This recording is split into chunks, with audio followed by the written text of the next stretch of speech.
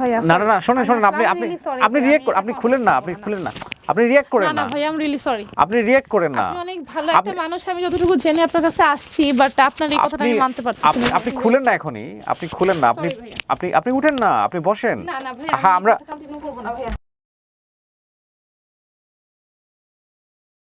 আসসালামু আলাইকুম প্রিয় দর্শক এবং শ্রোতা, আল্লাহ সর্বাবস্থায় আমাদের সবার মঙ্গল করুন সেই দোয়া এবং শুভকামনা জানিয়ে শুরু করছি বরাবরের মতো। একটি ঘটনা সোশ্যাল মিডিয়াতে বা সামাজিক যোগাযোগ মাধ্যমে বেশ কিছুদিন ধরে আমাদের চোখের সামনে এসছে। আমি শুরুতেই একটা জিনিস আপনাদেরকে বলে রাখি, আমার গল্পগুলো বা আমার যে অনুষ্ঠানগুলো সেটা ইনভেস্টিগেটিভ জার্নালিজম না, ডেফিনেটলি না। আমাদের অনুষ্ঠানের ডিসক্লেইমারে কথা স্পষ্টভাবে উল্লেখ থাকে যে এগুলো কোনো কিছুই সরজমিন ইনভেস্টিগেটেড না। তো সেই জায়গা থেকে সবসময় একটা জিনিস আসে যে এগুলোকে আসলে তথ্য হিসেবে কাউন্ট করা যাবে কিনা, কোশ্চেনেবল। এবং সেটার ক্ষেত্রেও আমরা বলে দিই যে কোর্টের এভিডেন্স হিসেবে কখনোই এই ধরনের স্টেটমেন্টকে ব্যবহার না করবার জন্য, যেহেতু আমরা ইনভেস্টিগেট করিনি। তবে আজকে আমি যে ঘটনাটা আপনাদের সামনে তুলে ধরছি সেটা নিয়ে অনেক পত্রপত্রিকা, অনেক গণমাধ্যম অলরেডি কথা বলে ফেলেছেন। আমরা আমাদের অনুষ্ঠানের ধরন অনুযায়ী যেভাবে একজন মানুষকে এখানে প্রেজেন্ট করি ঠিক সেভাবেই তাকে স্থান দিচ্ছি। সো আমি কথা বাড়াবো না, আর একই সাথে আপনাদের শুরুতে একটু জানিয়ে রাখছি যে যদি আপনি আপনার গল্প আমাদের কাছে বলতে চান এবং যদি মনে করেন যে আপনার গল্প থেকে সমাজের মানুষের কিছু না কিছু মেসেজ পাওয়ার আছে এবং আপনার গল্পটা তাদের জন্য শিক্ষণীয় হতে পারে ইন এ সেন্স, তাহলে আপনি আমাদেরকে মেইল করতে পারেন। মেইলটা সরাসরি আমি পড়ি এবং তারপরে সরাসরি আপনার সঙ্গে যোগাযোগ করি। এছাড়া আমাদের একটা অফিসিয়াল ফোন নম্বরও আছে। আমি প্রথমে মেইল অ্যাড্রেসটা বলছি, sharemystory24@gmail.com, এবং এছাড়া ফোন করতে চাইলে ফোন করতে পারেন 09639887777-এ। আপনার নাম তো বাংলাদেশের প্রায় সব মানুষই জানেন এই মুহূর্তে বলা যেতে পারে, তারপর আমি আপনার মুখে একটু শুনতে চাই আপনার নামটা একটু বলতেন। জি আমার নাম হচ্ছে তাসনিম সারা প্রিয়া, যেটা আমার মেইন নাম, এবং আমার ফেসবুকে যে আমার একটা ডাক নাম দিয়ে আছে রয়া তাসনিম। সো রয়া তাসনিম নামেই এখন সবাই আমাকে চেনে। রয়াটা কোথা থেকে আসলো? রয়া নামটা আমার হচ্ছে ডাক নাম, সো এটা আর কি ফেসবুকে আর কি আগে দেওয়া আর কি নাম। তার মানে এখন সবাই রয়া নামেই বেশি চিনছে। রয়া নামেই আমাকে চেনে। সো রয়া, আপনার বর্তমান বয়স কত? আমার বয়স হচ্ছে 27। জন্ম জেলা?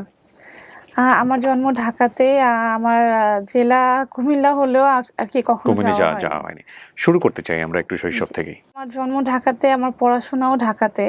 আপনার বাবা কি করতেন? আমার বাবা হচ্ছে বিজনেস করতো, ডেভেলপমেন্টের বিজনেস, এখন সে রিটায়ার্ড। কয় ভাই বোন আপনারা? আমরা 2 বোন, আমি ছোট, আর আমার মা হচ্ছে হাউসওয়াইফ। বলতে গেলে আমাদের ফ্যামিলিটা খুবই ছোট, আর আমাদের আত্মীয় স্বজনও বলতে গেলে খুব বেশি না, যে অনেকে থাকে জয়েন্ট ফ্যামিলি খুব বড় থাকে, আমাদের ফ্যামিলিটা একটু ছোট। আমাদের মানে বলার জন্য হোক বা আমাদের সামাজিকভাবে হোক একটা ওয়ার্ড আমরা অ্যাকসেপ্ট করে নিই, যারা একটু রিলিজিয়াস তাদেরকে আমরা বলি কনজারভেটিভ। সো আপব্রিঙ্গিংটা কি একটু কনজারভেটিভ হতে হয়েছিল, লাইক রিলিজিয়াস আপনার পুরো ফ্যামিলি? হ্যাঁ অবশ্যই, আমার ফ্যামিলি যদি বলেন কনজারভেটিভ অ্যান্ড রিলিজিয়াস বোথ। আমার বাবা 5 ওয়াক্ত নামাজ পড়ে, আর যতটুকু আমি দেখে এসেছি, আমি ছোটবেলা থেকেই দেখে এসেছি, আমার বাবা 5 ওয়াক্ত নামাজ পড়তো, আমার মা 5 ওয়াক্ত নামাজ পড়তো। ছোটবেলার কথা বলতে গেলে আমি তো আমার বাবা মার ছোট মেয়ে, সো অবশ্যই আমার দিকে সবসময় নজর রাখা ছিল। আর হচ্ছে যে একটা আদরের বিষয় সবসময় পেয়েছি ফ্যামিলি থেকে, যেহেতু ছোট মেয়ে ছিলাম। মা বাবার দুজনের কাছ থেকে আদর পেয়েছি, ফ্যামিলির কাছ থেকে আদর পেয়েছি, আর স্কুল কলেজের মধ্যে ফ্রেন্ডদের সাথে সবসময় একটা ভালো সম্পর্ক ছিল, এখনো আছে, যেটা মাঝখানে একটু ছিল না। তো এখনো ভালো সম্পর্ক আছে। মোটামুটি সবাই যারা আমাকে চিনে পার্সোনালি, সবাই বলতে পারবে যে না এই মেয়েটা যে খারাপ কি ভালো, অ্যাটলিস্ট তারা বলতে পারবে যে আমি ওকে চিনি, এবং এতটাও খারাপ মেয়ে না যতটা খারাপ করে এখন মিডিয়ার সামনে আমাকে বলা হচ্ছে। স্কুলে আপনি বা কোন স্কুল আপনার, প্রাইমারি পর্যায়ে বা হাই স্কুল পর্যায়ে? আমার স্কুল ছিল রামপুরা ইকরামুন্নেসা হাই স্কুল। তারপরে হাই স্কুলের পরে হচ্ছে আমি পড়েছি রাজারবাগ পুলিশ লাইন্স। ওকে। সো আপনি আপনার মানে মানবিক, সায়েন্স আর আর্টস? সায়েন্সে পড়েছেন। স্টুডেন্ট হিসেবে কেমন ছিলেন? স্টুডেন্ট হিসেবে না খুব ভালো ছিলাম না, ব্যাক বেঞ্চার টাইপের স্টুডেন্ট ছিলাম। জাস্ট মনে হতো যে না কোনো মতো পাস করলেই চলবে, এই টাইপের একটা স্টুডেন্ট ছিলাম। ওকে। সো আপনি কলেজও পাস করলেন? জি। তারপরে অনার্স বা ইউনিভার্সিটি পড়াশোনা কন্টিনিউ করা হয়নি। আপনার বিবাহিত জীবন তাহলে কোন সময় গিয়ে? আমার বিবাহিত জীবন ইন্টারের শুরুতে, ইন্টারের মেবি ফার্স্ট ইয়ার বা সেকেন্ড ইয়ার আমি বিয়ে করি। 14তে হচ্ছে আমি ফার্স্ট ম্যারেজটা করি, এটা ফ্যামিলিগতভাবেই দেওয়া হয়েছে। অ্যারেঞ্জ ম্যারেজ ছিল পুরোপুরি? জি অলমোস্ট বলতে গেলে অ্যারেঞ্জ ম্যারেজ। আগে থেকে হয়তো একটু চিনতেন। হ্যাঁ, এটা নর্মালি চেনা জানা ছিল, বাট অ্যারেঞ্জ ম্যারেজ। মানে আমি কেন প্রশ্নটা করছি যে আপনার এই বিয়েগুলো নিয়েও বিভিন্ন রকমের কথা হচ্ছে এবং আপনি এগুলো ফেসও করেছেন। সো ওই সংসারটার আপনার কতদিনের সংসার ছিল? সেটা আমি বিয়ে করেছি 2014-তে এবং আমার ডিভোর্স হয় হচ্ছে 2018-তে। 4 বছরের সংসার। ও ঘরে আপনার একটা সন্তানও আছে। ওকে, যেই বিয়েটা নিয়ে আপনার অনেক বেশি আলোচনা হচ্ছে সেটা আপনার সেকেন্ড বিয়ে, রাইট? সেকেন্ড বিয়ে। এটা করেছি হচ্ছে 2022-এর 25 নভেম্বর। সো 18-তে ডিভোর্স হওয়ার পরে 4 বছরের গ্যাপ। জি। ওকে, ওনার কথা অনুযায়ী আমরা যেটা বলেছি অনেকগুলো বিয়ে করেছেন বা এরকম, আসলে আপনার বিয়ে হয়েছে 2টো, তাই কি? এগুলো সম্পূর্ণ তার অপপ্রচার, তার নিজের দোষ ঢাকার জন্য এখন আমাকেও দোষী করা হচ্ছে। ওকে, ঠিক আছে। আপনার প্রথম বিয়ে নিয়ে আমরা তেমন কোনো কথা বলতে চাই না, যদি আপনি ইন্টারেস্টেড না হন। আপনি কি ইন্টারেস্টেড বলতে চান? না, আপনি একটু কোনো কথাই বলতে চান না। আপনার দ্বিতীয় হাজবেন্ড যিনি ছিলেন, ওনার নাম? ওনার নাম হচ্ছে এমডি রনি, আরেকটা নাম আছে তার মুসা ভাই। মুসা ভাই, যেটা নামে অনেকে চিনে তার এলাকাতে, বাট তার মেইন নাম হচ্ছে এমডি রনি। এমডি রনি, উনি হচ্ছেন আরাবিয়ান বোরকা হাউসের ওনার। আরাবিয়ান বোরকা কালেকশনের মালিক। জি। ওনার পরিচয়টা কিভাবে হয়েছে? পরিচয়টা হচ্ছে আমার যখন 2018-তে ডিভোর্সের পরে প্রত্যেকটা মানুষের একটা পকেট মানির বা সবকিছু একটা প্রয়োজন হয়। তা আমার যখন মনে হলো যে না, আমি এভাবে আমার কিছু একটা করা দরকার, তখন এক আপুর প্রপোজে হচ্ছে আমি লাইভ প্রেজেন্টার হিসেবে কাজ শুরু করি। লাইভ প্রেজেন্টার বলতে? লাইভ প্রেজেন্টার বলতে ফেসবুকে যে লাইভ প্রেজেন্টার, মানে ড্রেসের যে লাইভ গুলো করা হয়। সো অনেক পেজের সাথে, অনেক ব্র্যান্ডের সাথে আমি কাজ করেছি। এর আগে আপনি কখনো করেন না এগুলো? না, এর আগে করিনি। আমি 2018-তে এটা শুরু করি লাইভ প্রেজেন্টার হিসেবে। তারপর থেকে হচ্ছে যখন আরাবিয়ান বোরকা কালেকশন ওপেন হয় এবং তার পাশে গ্র্যান্ডিওর একটা আমার ফ্রেন্ডের শপ ছিল, সেখানে আমি লাইভ করতাম ঠিক আরাবিয়ান বোরকা কালেকশনের পাশে। তো ওটার থেকেই হচ্ছে আমাকে তারা দেখে এবং তারা আমাকে অ্যাপ্রোচ করে লাইভ করার জন্য। তো আমি just as a live presenter হিসেবেই তার শপে জয়েন করি, তার পেজের লাইভ করি। এটা সম্ভবত 2021 সালের ঘটনা। ওকে, সো এই সময়টাতে শুধু আপনি? 2021 না, মেবি 20-এর দিকের ঘটনা, আমি এক্সাক্ট ডেটা বলতে পারছি না, সরি। It's okay. সো ওই সময়টা থেকে শুধু আপনি উপস্থাপন করতেন ওখানে নাকি আরো ছিলেন? না, আরো কেউ ছিল না। আমি যখন থেকে তার পেজে লাইভ করি, আমি লাইভ করতাম এবং তার কথা একটা ছিল যে তুমি যখন আমার পেজে লাইভ করো, আমার পেজে আর কোনো মেয়ে মানুষ আসতে পারবে না, এরকম একটা কথা তার মধ্যে ছিল। উনি বলেছিল আর কোনো মেয়ে মানুষ আসতে পারবে না ওনার পেজে, নাকি আপনাকে বলেছিল অন্য কোথাও করতে পারবে না? না, আমাকে এটা বলেনি, তার পেজে আমি ছাড়া আর কেউ লাইভ করতে পারবে না। কিন্তু এটা কেন বললো? আমাকে জাস্ট এটা বলা হয়েছিল একটু খুশি করার জন্য, আপনি বলতে পারেন। আপনি এখানে কেন খুশি হবেন? আচ্ছা, কেন খুশি হবে এটাও বলি। কারণ আপনি তো এমপ্লয়ি, রাইট? সেই জন্য। ফার্স্টে তো এমপ্লয়ি ছিলাম, তার সাথে যখন তার শপে যখন আমি লাইভ করতে গেলাম অ্যাজ এ ওনার হিসেবে, তার সাথে আমার পরিচয় হলো। সেই পরিচয়টা থেকে শুরু করেই হচ্ছে সে আমার পিছে লেগে গেল, রেগুলার ফোন নাম্বার নিল, রেগুলার ফোন দিত, কথা হতো, মাঝে মাঝে ফোন ধরতাম, মাঝে মাঝে ফোন ধরতাম না। প্রথমে টোটালি ইগনোর করছি। পরে যখন আস্তে আস্তে মানে থাকে না যে হাল ছাড়বো না এরকম একটা অবস্থা, তার মধ্যে যখন এরকম একটা হাল ছাড়বো না অবস্থাটা সে শুরু করলো, ফোন থেকে আস্তে আস্তে তার সাথে আমার কথাবার্তা শুরু। আপনি তখন সময় দিতেন তাকে? হ্যাঁ, আস্তে আস্তে। এটা আসলে খুব বেশি হুটহাট করে যে দিয়েছি তা না। প্রথমে মনে হলো যে সে তো একটা শপের মালিক। তারপরে যখন আস্তে আস্তে তার সাথে আমাকে ফোন বারবার দিত বা তার শপে গেলে দেখা যেত যে সে যেদিন জানতো যে আমি আজকে লাইভ করবো, সে এসে বসে থাকতো। দেখা যেত যে সপ্তাহে 2 দিন যদি আমি লাইভ করি, 2 দিনই তার সাথে আমার তার শপে দেখা হতো। তো এই যে আর কি একটা মানে এসে কথা বলতো, এই সেই খুব সুন্দর লাগতেছে, খুব ভালো করে করতেছো, এই সেই আসো কিছু খাওয়া, এই সেই করতে করতে। রয়া, আপনাকে যে রেমুনারেশন দিত বা আপনার ওই সময় যে রেমুনারেশন পেতেন, এটা দিয়ে কি মানে সংসার চালানোর মতো? না, এটা সংসার চালানোর কিছুই না। এটা আমার পার্সোনাল খরচের জাস্ট একটা পার্ট ছিল, শুধুমাত্র পার্সোনাল খরচে, সংসার চালানোর না। আচ্ছা, তার মানে আপনি এই কাজটাই করতেন শুধু, নাকি পাশাপাশি অন্য কিছু? না, পাশাপাশি অন্য কিছু করতাম না। এটা জাস্ট আমি একটা পার্ট টাইম জব হিসেবে বলতে পারেন। জাস্ট আমার নিজের টুকিটাকি একটু খরচের জন্য এই কাজটা আমি। আমার সংসার তো আমার বাবা আছে, আর আমরা নিজের ফ্ল্যাটে থাকি। আর আমরা হচ্ছে আমার আরেকটা ফ্ল্যাটের থেকে আমরা ভাড়া পাই, আমার বাবাও আছে। সো সংসারের খরচ নিয়ে আসলে আমার কোনো টেনশন করতে হতো না। জি। হ্যাঁ, তো এই হচ্ছে আস্তে আস্তে দেখা রেগুলারই হতো, বা হঠাৎ একদিন ডাক দিল যে আজকে যদি কাজ না থাকে আসো একটু দেখা করি।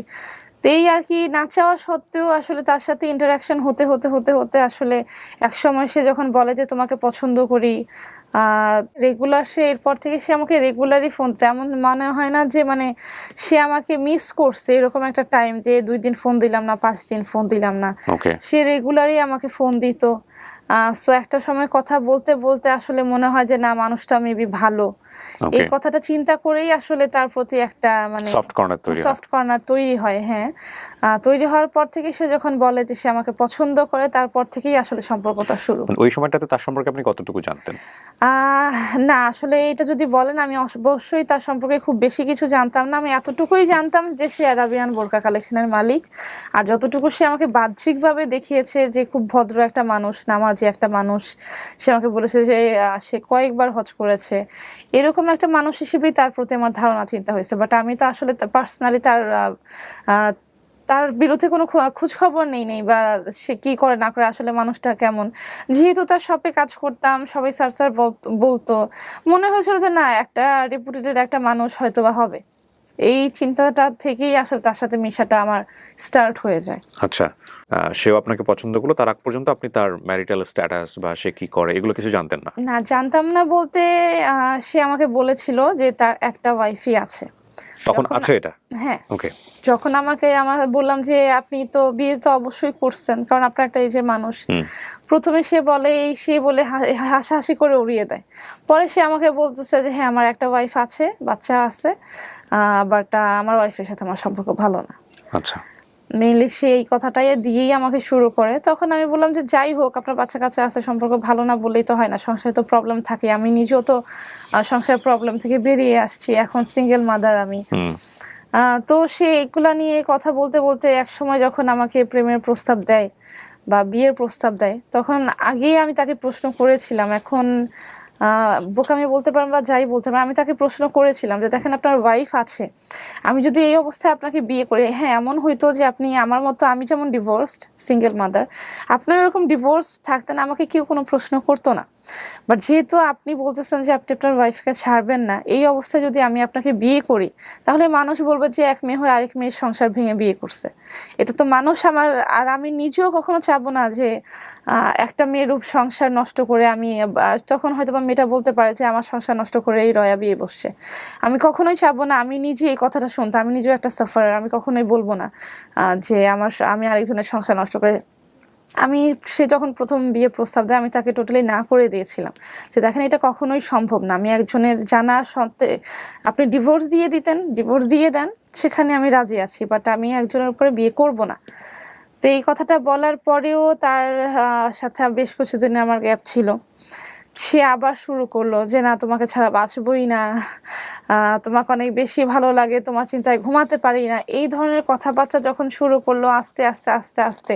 এটা কিন্তু তার সাথে আমাদের বিয়ের আগে প্রায় 2 বছরের মতো তার সাথে আমার চেনা জানা। এটা কিন্তু মানুষ বলতে পারবে না যে আমি একদিনে তাকে বিয়ে করে ফেলেছি বা 2 মাসে তাকে বিয়ে করে ফেলেছি। প্রায় 2 বছরের মতো তাকে আমি চিনতাম, তাকে আমি নাও করে দিয়েছিলাম। তারপরেও আর কি, ভাগ্যের লিখন এটা। তো তারপরেও সে যখন আমার পিছনে লেগে থাকে, আস্তে আস্তে আস্তে আস্তে তার প্রতি আমার একটা বিশ্বাস তৈরি হতে হতে আসলে পরে আমি যে বিয়ের ডিসিশনটা নিই। এবং এই বিয়ে ডিসিশন নেওয়ার আগে উনি ওনার আগের ওয়াইফকে ডিভোর্সও দেননি? না, ডিভোর্স দেয়নি।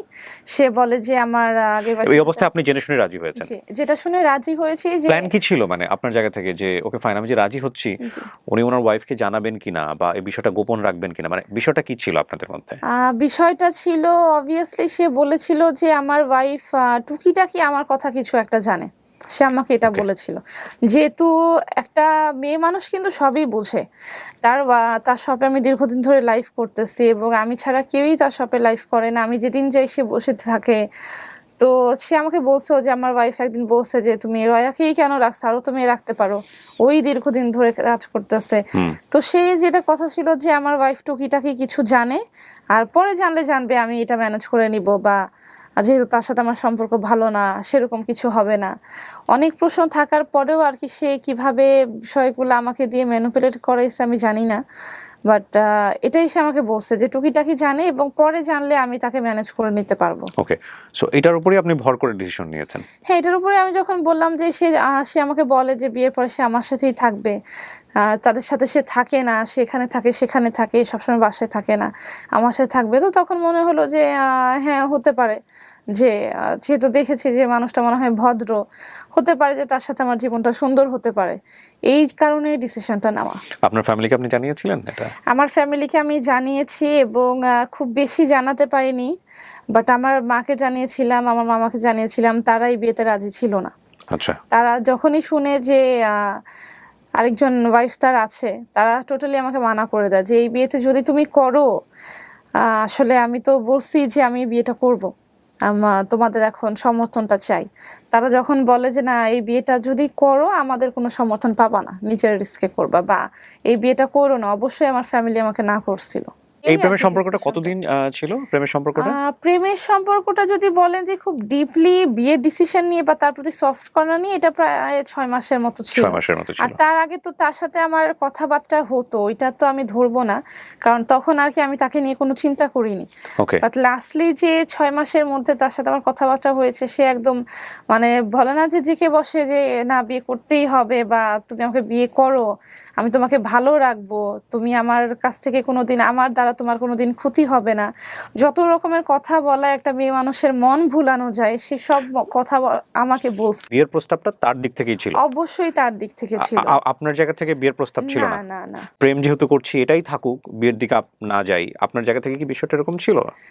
না, তার সাথে আমি কখনো এই ডিসিশন, প্রেম করব এটাই আমার ডিসিশন ছিল না। এটা জাস্ট একটা সম্পর্কটা হয়ে যায়, আর তারপরেও যখন দেখায় যে সে আমাকে খুব বেশি ভালোবাসে, খুব বেশি আমাকে ছাড়া বাঁচতে পারবে না, মরতে পারবে না, এরকম ডিসিশন, তখন আর কি তার প্রতি আমার একটা, বাট যে প্রেম যে করব এরকম কোনো ডিসিশন তাকে নিয়ে আমার ছিল না। ওকে ওকে।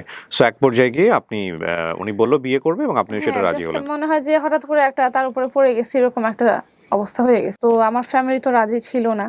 তারপরেও আমি আমার মাকে, মেয়ে মানুষ, আমার মাকে অনেক জোর করে, আমার মা বলে যে আমি এই বিয়েতে থাকবো না, এই বিয়েটা, আমার বিয়ের আগের দিন পর্যন্ত, আপনি বিলিভ করবেন না, আমি যখন হাতে মেহেদি দিচ্ছিলাম সেই দিন পর্যন্ত, আমার মেহেদি দেওয়ার পরেও আমার মা বলছে যে এই বিয়েটা করিস না, ওকে, এটা তোর জন্য ভালো হবে না। ওকে। তো আসলেই মানুষে বলে মা বাবার কথা ছাড়া যে একটা চলা উচিত না। আমি যদি সেদিন রাতে আমার মায়ের কথাটা শুনতাম, আজকে হয়তো বা আমাকে এখানে বসে থাকতে হতো না। তো আমি আমার মায়ের কথা শুনি নাই। আমি আমার মাকে বললাম যে না, আমি আসলেই তাকে বিশ্বাস করি, সে খুব ভালো একটা মানুষ, তুমি যদি তার সাথে মিশো তুমি বুঝতে পারবা। আমি যতটুকু দেখছি। তো এরপরে তো তার সাথে বিয়ে ডিসিশন হলো, বিয়েটাও হয়ে গেল। বিয়েটা হলো হচ্ছে 2022-এর 25 নভেম্বর। তো বিয়ের আগে ধরেন যে সে আমার সাথে যেরকম 2022-এর 25 নভেম্বর বিয়েটা কোথায় হলো? বিয়েটা হচ্ছে উত্তরার একটা রেস্টুরেন্টে হয়েছে। মানে এখানে লোকজন সবাই ছিলেন? লোকজন বলতে আমার মা ছিল, আর আমার হচ্ছে মামা ছিল একজন, আর হচ্ছে কি বলে আমার পক্ষ থেকে আর কেউ ছিল না, কারণ আমার মামা দুজন। আর ওনার পক্ষ থেকে? ওনার পক্ষ থেকে হচ্ছে তার যে কি বলবো, তার সাথে যারা সব সময় থাকে, ইউনুস, তারপরে হচ্ছে তার সাথে লোকজন যাদের সাথে সে কাজ নিয়ে জড়িত, বা খুব ফ্যামিলি না, সরি, তার সাথে ফ্যামিলি কেউ ছিল না, যে মা বাবা ভাই বোন, এটা তার ফ্যামিলি থেকে কেউই ছিল না। সে বললো যে আমি বিয়েটা করি, পরে আমি আস্তে আস্তে জানাই দিব। ওই সময়টাতে কি ওনার ওয়াইফ জানে বিষয়টা যে আজকে উনি বিয়ে করতে যাচ্ছেন? না, এটা সে হয়তো বা জানে না। সে জানে নাই? আপনিও জিজ্ঞেস করেন নাই তাকে? না, যেহেতু সে বলছে যে সে ইভেন্চুয়ালি জানাবে। আচ্ছা, একটু ব্যাপারটা কোনো আপনার কাছে রিস্কি মনে হয়নি বিষয়টা? ব্যাপারটা অবশ্যই আমার কাছে রিস্কি মনে হয়েছে, বাট তারপরেও কি, যখন প্রেমে পড়ে গেছি তখন মনে হয়েছে যে না, হয়তো বা সে ম্যানেজ করতে পারবে। প্রথম কথা হচ্ছে ধর্মীয় ভাবে তো এটা নিয়ম আছে যে একটা ছেলে চাইলে প্রথম স্ত্রীর অনুমতি না নিয়ে বিয়ে করতে পারে, কিন্তু বাংলাদেশের আইন অনুযায়ী কিন্তু এটা নিয়ম নাই, এবং প্রথম স্ত্রীর অনুমতি অবশ্যই লাগবে দ্বিতীয় বিয়ে করার ক্ষেত্রে। এটা আপনি জানতেন? প্রথম স্ত্রী হয়েও অবশ্যই আমি চাবো না যে আমার জামাই আমাকে রেখে আরেকটা বিয়ে করুক, আমি নিজেও চাবো না। বাট তখন কি কারণে এই রিস্কটা নিয়েছিলাম, এটা যদি আমার কাছে সোজা সাপটা কোনো উত্তর চান, আমার কাছে এটার আসলেই কোনো উত্তর নেই। যে ভুলটা আমার করা উচিত হয় নাই, বাট এই ভুলের শাস্তিটা আমি অনেক বড় ধরনের পেয়ে গেছি। সো 2022 সালের কত নভেম্বর? 25 নভেম্বর। 25 নভেম্বর বিয়ে করলেন, একটা রেস্টুরেন্টে বিয়ে হয়। আপনাদের সংসারটা শুরু হলো কিভাবে? সংসারটা শুরু হলো বিয়ের পর। আমি তো আমার মার বাসায় ছিলাম, যেহেতু আমার বাচ্চাকে নিয়ে আমার মার বাসায় ছিলাম। বিয়ের 1-2 মাস পর্যন্ত আমি আমার মার বাসায় ছিলাম, মনে হয় 2 বা 3 মাস আমার মায়ের বাসায় ছিলাম। তারপরে যখন ফ্যামিলিগতভাবে একটু প্রবলেম হলো, আমার মা আসলে মানতে পারতেছিল না আমার বিয়ের ব্যাপারটা। ও তখনও মানতে পারছে না? না, তখনও মানতে পারছে না। আমার মা টোটালি এটার এগেইনস্টে ছিল। তো মা কি চাচ্ছিল ওই সময়টাতে? আমার মা আসলে, সে যখন, আমি তো আমার বাসায় ছিলাম বিয়ের পরে, জি। তো সে যখন আমার বাসায় আসা যাওয়া করতো, আমার মা আসলেই আদৌ মানতে পারে নাই যে এই লোকটার সাথে তুই কিভাবে বিয়ে ও করলি। মানে সংসারটা আপনার বাসাতেই হতো? হ্যাঁ, সংসারটা শুরু হলো আমার বাসাতেই। তো ফ্যামিলিগত ভাবে যখন একটা ঝগড়াঝাটির সৃষ্টি হলো। ঝগড়াঝাটি কেন হলো? ঝগড়াঝাটি কেন হলো বলতে, যে সে যখন আমার বাসায় আসে, দেখা যায় যে তখন থেকেই হয়তো বা হিন্টস গুলো ছিল, আমি পাইনি। সে যখন আমার বাসায় আসে, সে আমার মাটার সাথে সেরকম কোনো কথা বলে না। হ্যাঁ, কথা বলে না, বা সে এসে আমার সাথে বেশি টাইম স্পেন্ড করতে চায়। তো এগুলো নিয়ে যখন আস্তে আস্তে একটু মতবিরোধ হলো, তখন আমি চিন্তা করলাম যে যেহেতু এখন আমি বিয়ে করে ফেলছি, আমাদের একটা আলাদা সংসার দরকার। সবার একটা প্রাইভেসি আছে, পার্সোনাল একটা প্রাইভেসি আছে।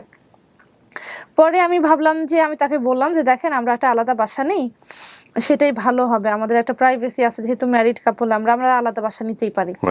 তখন তাকে বোঝানোর পরে সে রাজি হলো যে আচ্ছা ঠিক আছে, আলাদা বাসা নাও। তখন ঠিক উত্তরাতেই, আমার মায়ের বাসার আশেপাশেই হচ্ছে, আমি কাছাকাছিতেই আলাদা বাসা নেই, এবং সেখানে আমাদের অ্যাকচুয়াল যে প্রাইভেটলি বলেন যে আমাদের সংসারটা শুরু। আপনার বাবার ভূমিকা কি ছিল এখানে? আমার বাবার ভূমিকাটা যদি না বলি, আমার বাবার সাথে আসলে আমার একটু সম্পর্কের দূরত্ব আছে, এবং আমার বাবা আমার বিয়েতে রাজি ছিল না। কাজে সে টোটালি আউট অফ রিচ ছিল, যে তুমি যখন এগুলা করতেছো, এখানে আসলে আমার কোনো দায়িত্ব নাই, নিজের দায়িত্ব। উনি থাকেন আপনাদের সঙ্গে একই সঙ্গে? হ্যাঁ, থাকে। কেন, মানে এটা কি প্রথম কোনো কারণে? হ্যাঁ, এটা প্রথম কোনো কারণেই, কিছু মানে প্রথম সংসারের কারণে যে রাগ করে কেন এটা করলা, রাগের কারণে বা এইসব কারণে হচ্ছে যে তুমি যেটা করতেছো, তুমি এখন আমি একটা অ্যাডাল্ট, তুমি যদি নিজে বুঝে শুনে কিছু করতে চাও, তাহলে এখানে যদি করতেই হবে বলো, তাহলে এখানে আমার আসলে কিছু করার নাই। তাহলে আর কথাই যদি না শুনিস, তাহলে সে আর কি বলবে। এক্স্যাক্টলি যেটা হলো, আপনাদের আলাদা একটা সংসার শুরু হলো। ওখানে আপনি এবং আপনার দ্বিতীয় হাজব্যান্ড, মানে আপনার মেয়েটা? হ্যাঁ, আমার মেয়ে আমার সাথেই ছিল। আপনার মেয়ে, ওর বয়স কত? ওর বয়স হচ্ছে 8 বছর। 8 বছর। তখন কি আপনি লাইভ করছেন ওনার পেজে? না, অবশ্যই না। বিয়ের পরে লাইভ বন্ধ হয়ে গেল। বন্ধ কি উনি করে দিলেন না আপনি করলেন? উনি করে দিল, যে বিয়ের পরে আর লাইভ করা যাবে না। তখন আরেকজন আসছে লাইভ করার জন্য? তখন আরেকজন আসছে লাইভ করার জন্য। ওকে। তার কথা হচ্ছে যে এতদিন সিঙ্গেল ছিল, এতদিন লাইভ করছো, বাট বিয়ের পরে আমার বউ হিসাবে আর লাইভ করা যাবে না। তো সংসার জীবন বলতে এটাই শুরু। প্রথমেই হচ্ছে সেই যে একটা শুরু হলো, যে আমার স্বাধীনতা কেড়ে নেওয়া। লাইভ করাটা কিন্তু আমার একটা পার্ট টাইম একটা জবের মতো ছিল, বা ধরেন যে এই কাজটা করতে করতে আপনার ভালো লাগতেছে, এই কাজটা করতে আমার ভালো লাগে, এই ভালো লাগারও একটা দিক আমার ছিল। এগুলো আপনাদের বিয়ের আগে আন্ডারস্ট্যান্ডিং ছিল না, যে এই জিনিসগুলো? বিয়ের আগে আসলে সে কখনো ওইভাবে বলে নাই, এটা সেও আমাকে কখনো খুলে বলে নাই যে বিয়ের পরে কিন্তু তোমাকে এভাবে চলতে হবে। এই কথাগুলো যদি বিয়ের আগে সে আমাকে বলতো, তাহলে হয়তো আমি তাকে না করে দিতাম, যে আমি আমার বাক স্বাধীনতা হারায়, বা আমি আমার পার্সোনাল যে একটা ফ্রিডম থাকে, পার্সোনাল স্বাধীনতা হারায় আমি বিয়ে করতে চাই না। এই কথাটা হয়তো আমি তাকে বিয়ের আগে বলতাম, বাট বিয়ের আগে সে আমাকে কিছুই ক্লিয়ার করেনি। আমি খেতে পছন্দ করি, ঘুরতে পছন্দ করি, শপিং করতে পছন্দ করি, এগুলা সে বিয়ের আগে সুন্দর করে মেনে নিছে। সে বিয়ের আগে এগুলা বলতো যে ঠিক আছে, এখানে যাব, সেখানে যাব, এই করব, সেই করব। কিন্তু বিয়ের পরে আর কি, রাত দিনে যেমন একটা ডিফারেন্স, বিয়ের পরে হঠাৎ করে ডিফারেন্স শুরু হলো। মার বাসায় যতদিন ছিলাম ততদিনও বুঝতে পারিনি, কারণ সে তো সবসময় আমার মায়ের বাসায় থাকতো না, আসতো যেত, এরকম একটা ইসের মধ্যে ছিল, প্রেম টাইপেরই একটা সম্পর্ক ছিল, যে আসতেছে, থাকতেছে, একদিন থাকতেছে, সপ্তাহে 1-2 দিন থাকতেছে, চলে যাচ্ছে। বাট পার্সোনাল বাসা নেওয়ার পরে যখন সে 24 ঘন্টা থাকতেছে, তখন দেখা যাচ্ছে যে স্বাধীনতা বলতে, আমি যদি একটা ফোন ধরতেও দেরি করি, তাহলেও হচ্ছে তার কাছে আমার অনেক জবাবদিহি করতে হয়, যে আমি ফোনটা ধরতে কেন দেরি করলাম। এইভাবে যখন সে শুরু করে দেয় আস্তে আস্তে, সে আমার উপরে চাপগুলো একদিনে সৃষ্টি করে নাই। সে চাপগুলো খুব আস্তে আস্তে সৃষ্টি করে। প্রথমত হচ্ছে আমার মেয়েটাকে নিয়ে, যখনই সে বিয়ের পরে আমাদের সংসার আলাদা হওয়ার পরে বাসায় আসা শুরু করে, প্রথমে দেখাচ্ছে যে সে আমার মেয়েকে খুব ভালোবাসে, আমার মেয়েকে খুব আদর করে, এসে জড়ায় ধরে ছবি তোলে, এই করে সেই করে, বা হাতে কিছু নিয়ে আসে, বাচ্চাটার জন্য খাবার নিয়ে আসে। বাট বাসায় যখন যাওয়া হলো তখন দেখা গেল যে ডিফারেন্সটা বোঝা যাচ্ছিল, যে সে চাচ্ছে আমার সাথে বেশি টাইম স্পেন্ড করতে, বাট আমি তো একজন মা, আমার বাচ্চাকে তো আমি না খাওয়ায় বসায় রাখতে পারবো না, বা আমার বাচ্চা আমাকে চাচ্ছে, আমি আমার বাচ্চাকে রেখে তো আমার হাজবেন্ডের দিকে আমার মনোযোগটা বেশি থাকবে না। একটা মা বাবা হওয়ার পরে তার বাচ্চারাই থাকে তাদের মেন প্রায়োরিটি। তো সে যখন দেখতেছিলাম যে সে আমার আসলে তার সাথেই টাইমটা বেশি স্পেন্ড করতে হবে, আমার বাচ্চাকে খাওয়াইতে গেলেও দেরি হচ্ছে কেন, তাড়াতাড়ি আসো, এই করো সেই করো, তাড়াতাড়ি ঘুম পাড়াও, এটা সেটা, তখন আস্তে আস্তে মনে হচ্ছিল যে আমি কি বাচ্চাটাকে নিয়ে এসে তাকে বিয়ে করে কি আসলেই ভুল করে ফেলছি। তারপরে শুরু হলো যে আমার স্বাধীনতা, যেমন সে যেমন আগে বলে নাই, বিয়ের আগে বলে নাই যে তুমি লাইফ টাইফ করতে পারবা না, বা তুমি যে এই যে আমি একটু মন মতো এখানে যাই সেখানে যাই, এখানে যাই শপিং করি, এই করি সেই করি, বিয়ের আগে কিন্তু সেগুলো আমার কাছে ক্লিয়ার করেনি। পরে বিয়ের পরে হঠাৎ করে আমার তো বউ হয়ে গেছে, এখন তার লাইফ করা চলবে না, এখন তো এই শপের তুমি ম্যাম, তুমি ম্যাডাম হয়ে গেছো, ম্যাডাম তো আর লাইফ করতে পারবে না। মেনে নিলাম, ঠিক আছে, যেহেতু তাকে বিয়ে করে ফেলছি, লাইফ করবো না, আচ্ছা ঠিক আছে মেনে নিলাম। তারপরে হঠাৎ করে আসলো যে এত কেন ঘুরতে বের হতেছ, বা হঠাৎ করে যে একদিন আমার ফ্রেন্ডদের সাথে বের হব। ফ্রেন্ডদের সাথে কেন বের হবা? ফ্রেন্ড বলতে আমার মেয়ে ফ্রেন্ড, আমার স্কুলের বেস্ট ফ্রেন্ড, কলেজের বেস্ট ফ্রেন্ড, আমার ফ্রেন্ডের সাথে যদি বের হব, কেন মেয়ে ফ্রেন্ডদের সাথে কেন বের হতে হবে? আমি তো তোমাকে ঘুরতে নিয়ে যাব। তখন উনি ঘুরতে নিয়ে যেতেন? প্রথম ছিল, আস্তে আস্তে এগুলো স্টপ হয়ে যায়। সে মানে খুব আস্তে আস্তে আমার উপরে চাপগুলো প্রয়োগ করছে, একদিনে না যে একদিনই সব অফ করে দিলাম। পরে আমি যখন বললাম যে দেখেন আপনি আমার হাজব্যান্ডের সাথে আমি যতই ঘুরি না কেন, আমার ফ্রেন্ডদের সাথে যে আমি একটা টাইম স্পেন্ড করবো, বা আমি ফ্রেন্ডদের সাথে যে একটা হাসি দিব, ফ্রেন্ডদের সাথে যে একটা জোকস শেয়ার করব, সেটা তো আমি আপনার হাজব্যান্ডের সাথে তো কখনোই করতে পারবো না। তার একটা কথা হয়ে গেল যে না, ফ্রেন্ডদের সাথে দেখা করা যাবে না, তোমার যদি মন চায়, খুব বেশি মন চায়, তুমি তাদেরকে বাসায় ডাকবা, বাট বাইরে যেতে পারবা না। তখন থেকেই আসলে কেমন যেন লাগলো যে আমি এটা কেমন একটা লাইফ বেছে নিলাম, যে আমি আমার ফ্রেন্ডদের সাথে কোথাও ঘুরতে যেতে পারবো না, একটা রেস্টুরেন্টে বসতে পারবো না, আসলে তাদেরকে আমার বাসায় নিয়ে আসতে হবে, বাসার বাড়ি দেখা করতে পারবো না। এইটা কেমন একটা ঘটনা হয়ে গেল। আপনার 4 বছরের যে সংসারটা ছিল, প্রিভিয়াস সংসার, এটা আপনাদের মধ্যে যখন সেকেন্ড যে সম্পর্কটা, যখন ওনার সঙ্গে আপনার প্রেমের সম্পর্কটা ছিল বা বিয়ে পরবর্তীতে, আপনারা কি দুজন ডিসকাস করেছিলেন যে আপনার সংসারটা কেন ওখানে ভেঙে গেল, বা ওখানে প্রবলেমগুলো কি ছিল, এই বিষয়গুলো কোনোকে জানাতেন? আমার সাথে ওখানে কি প্রবলেমগুলো ছিল আমি তার সাথে ডিসকাস করেছিলাম, এবং সে আমাকে এটা প্রমিস করেছিল যে তুমি ওখানে যে টাইপের প্রবলেম ফেস করছো, এই টাইপের প্রবলেম কখনোই আমার সাথে ফেস করবা না। সেম প্রবলেমগুলো কি আপনার লাইফে এখানে হচ্ছিল? হ্যাঁ অবশ্যই, তার চেয়ে বেশি হচ্ছিল। ওখানে আমি বলবো যে ওখানেই আরো কম ছিল, তার চেয়ে আরো বেশি প্রবলেমগুলো এখানে শুরু হয়ে গেছে। ওকে, সো উনি আপনাকে চাইতো না যে আপনি ফ্রেন্ডদের সাথে আড্ডা দেন বা বাইরে যান? হ্যাঁ, আমি বাইরে যেতে পারবো না, তো আমি যদি একটু শপিং করতে যাব, একদিনের বেশি 2 দিন কেন শপিং? তো একটা সময় যখন বললাম যে আপনি তো জানেন আমি শপিং করতে পছন্দ করি, কেনাকাটা করতে পছন্দ করি, সে বলতেছে যে তোমার তো অলরেডি কেনাকাটা আছে, বা আমার সব থেকে তুমি এটা আনছো সেটা আনছো, জাস্ট ইউজুয়ালি বলতেছি, তারপরে কেন তুমি শপিং করতে যাবা? মানে হঠাৎ করে যখন মনে হলো যে আমি পরাধীন একটা জীবনযাপনে এসে পড়ছি, তখন হঠাৎ করেই মনে হলো যে দিন থেকে রাতের যে ডিফারেন্স আমি তার বুঝতে পারলাম, যে আস্তে আস্তে করে সে আমার লাইফটা তার হাতের মুঠোয় কন্ট্রোল করার চেষ্টা করতেছে। তো এই থেকেই শুরু হয়, তার সাথে আমার আস্তে আস্তে করে মতবিরোধ শুরু হয়। তারপরে একটা সময় আমার ড্রেস আপ নিয়ে তার প্রবলেম হলো। কিরকম প্রবলেম? ড্রেস আপ যেমন আজকে আমি এখানে সালোয়ার কামিজ পরে আসছি, তো তার কথা ছিল যে সালোয়ার কামিজ পরে বাসার বাইরে যাওয়া যাবে না। তো আমি বললাম যে কেন, সালোয়ার কামিজে কি সমস্যা? আমি তো হচ্ছে জিন্স পরতেছি না, টপস পরতেছি না, টাইট ফিটিং কোনো ড্রেস পরতেছি না। সে বলতেছে যে না, সালোয়ার কামিজ হচ্ছে পোশাক না, সালোয়ার কামিজ পরলে মেয়েদের এই দেখা যায়, সেই দেখা যায়, হাত দেখা যায়, পা দেখা যায়, অনেক রকমের প্রশ্ন। তাই বললাম যে সালোয়ার কামিজ আপনি কবে দেখছেন? আমি যদি ভদ্রভাবে পরি তাহলে কেন আমার হাত পা দেখা যাবে?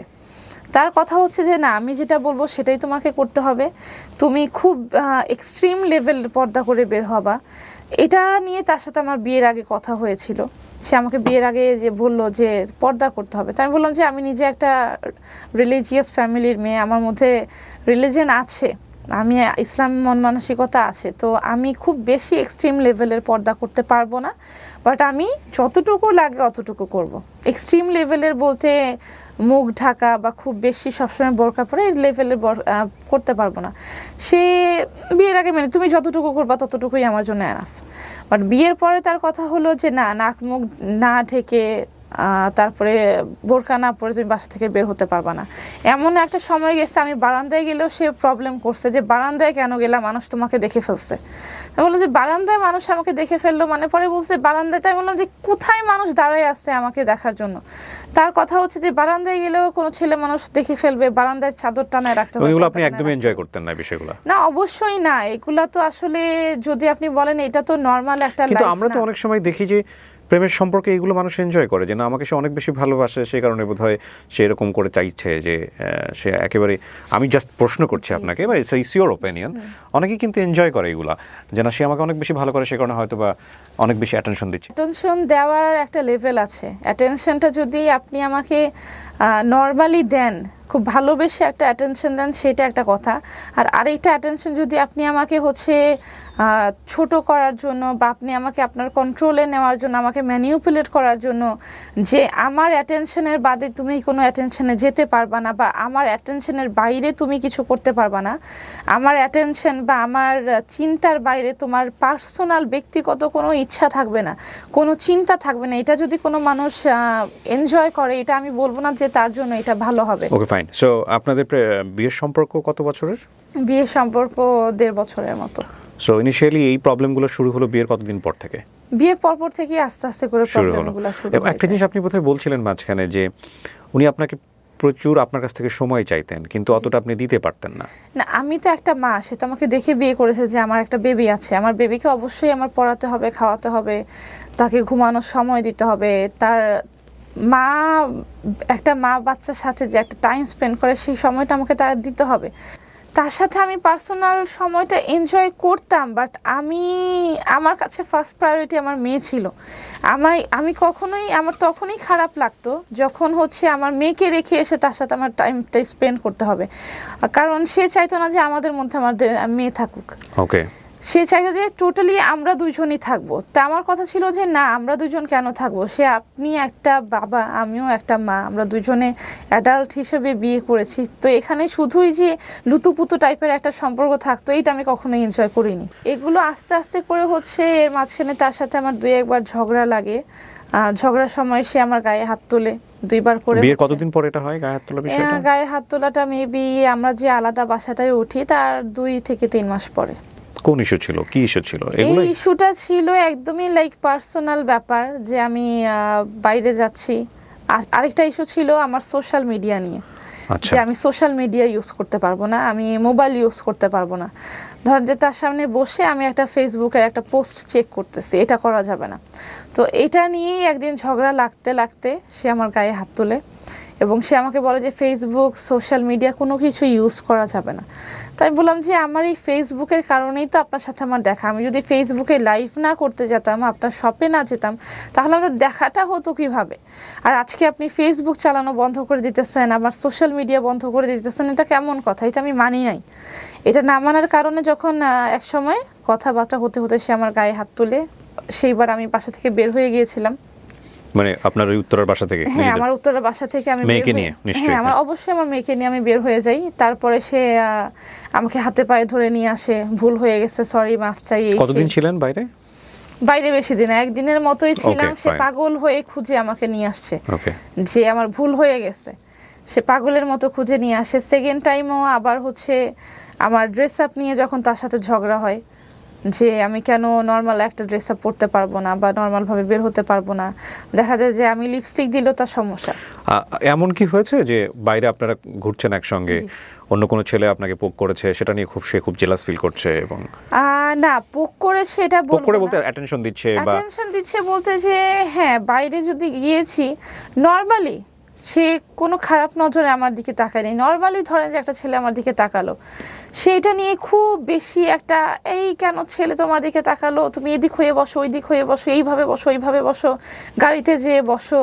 নর্মালি একটা প্লেসে ধরেন যে গাড়ি থেকে নেমে ফুচকা খেতে দাঁড়ালাম, তো ফুচকাও তোমাকে গাড়িতে বসে খাইতে হবে, কেন ছেলেটা তোমার দিকে তাকাইলো, বা কেন তুমি হঠাৎ দেখেন যে আমি এই একটা সময় আমি তার প্রতি ভয় হয়ে গেছিল যে যদি ছেলেটা জাস্ট নর্মালি ছেলেটা আমার দিকে তাকাইছে, হঠাৎ আমার তার দিকে চোখ পড়ে গেল, হঠাৎ এদিক ওদিক তাকাতে তাকাতে আপনার দিকে আমার চোখ পড়ে গেল, কেন আপনার দিকে আমার চোখ পড়লো, আমি কেন ওই দিকে চোখটা নিলাম, এটার জন্য তার সাথে আমার ঝগড়া হয়ে যেত। এটার জন্য হচ্ছে সে খুব উত্তেজিত হয়ে, ধরেন যে বাইরে থাকলে সে গাড়ির মধ্যে কিল ঘুষি মারা শুরু করতো, যদি বাসায় এইগুলো নিয়ে বাসায় আসতাম সে ভাঙচুর করার চেষ্টা করতো যে কেন তোমার চোখটা ওই দিকে যাবে, ছেলে মানুষ তুমি এদিকে তাকায় থাকবা, তুমি ঠিক আমার দিকে তাকায় থাকবা, তুমি অন্য দিকে চোখ সরাতে পারবা না। তখন যখন আমার মনে হলো যে আসলে আমার চোখ থাকাটাও মনে হয় আমার প্রবলেম হয়ে গেছে, একটা সময় আমার মনে হলো যে এই চোখ থাকাটাও মনে হয় আমার প্রবলেম হয়ে গেছে। আপনাকে সন্দেহ করতো? সন্দেহ না, এটা আমি কি বলবো, আমি জাস্টিফাই করতে পারি, এটা আসলে কি দিয়ে আমি বুঝাবো, সন্দেহ না, মানে তাকানো যাবে না। আজকের এই অনুষ্ঠান থেকে যারা অনেক সাইকিয়াট্রিস্ট আছেন, আমার মনে হয় যে তাদেরও অনেক বড় বড় কিছু বলার আছে এখানে। Right now I am not a psychiatrist, I am just a presenter. So এই যে সিমটমগুলো একটা ছেলের মধ্যে বা একটা মেয়ের মধ্যে, এই যে কাইন্ড অফ পজেসিভনেস, এটা আসলে পজেসিভনেস বলবো কিনা আমি জানি না, এক্সট্রিম লেভেলের পজেসিভনেস।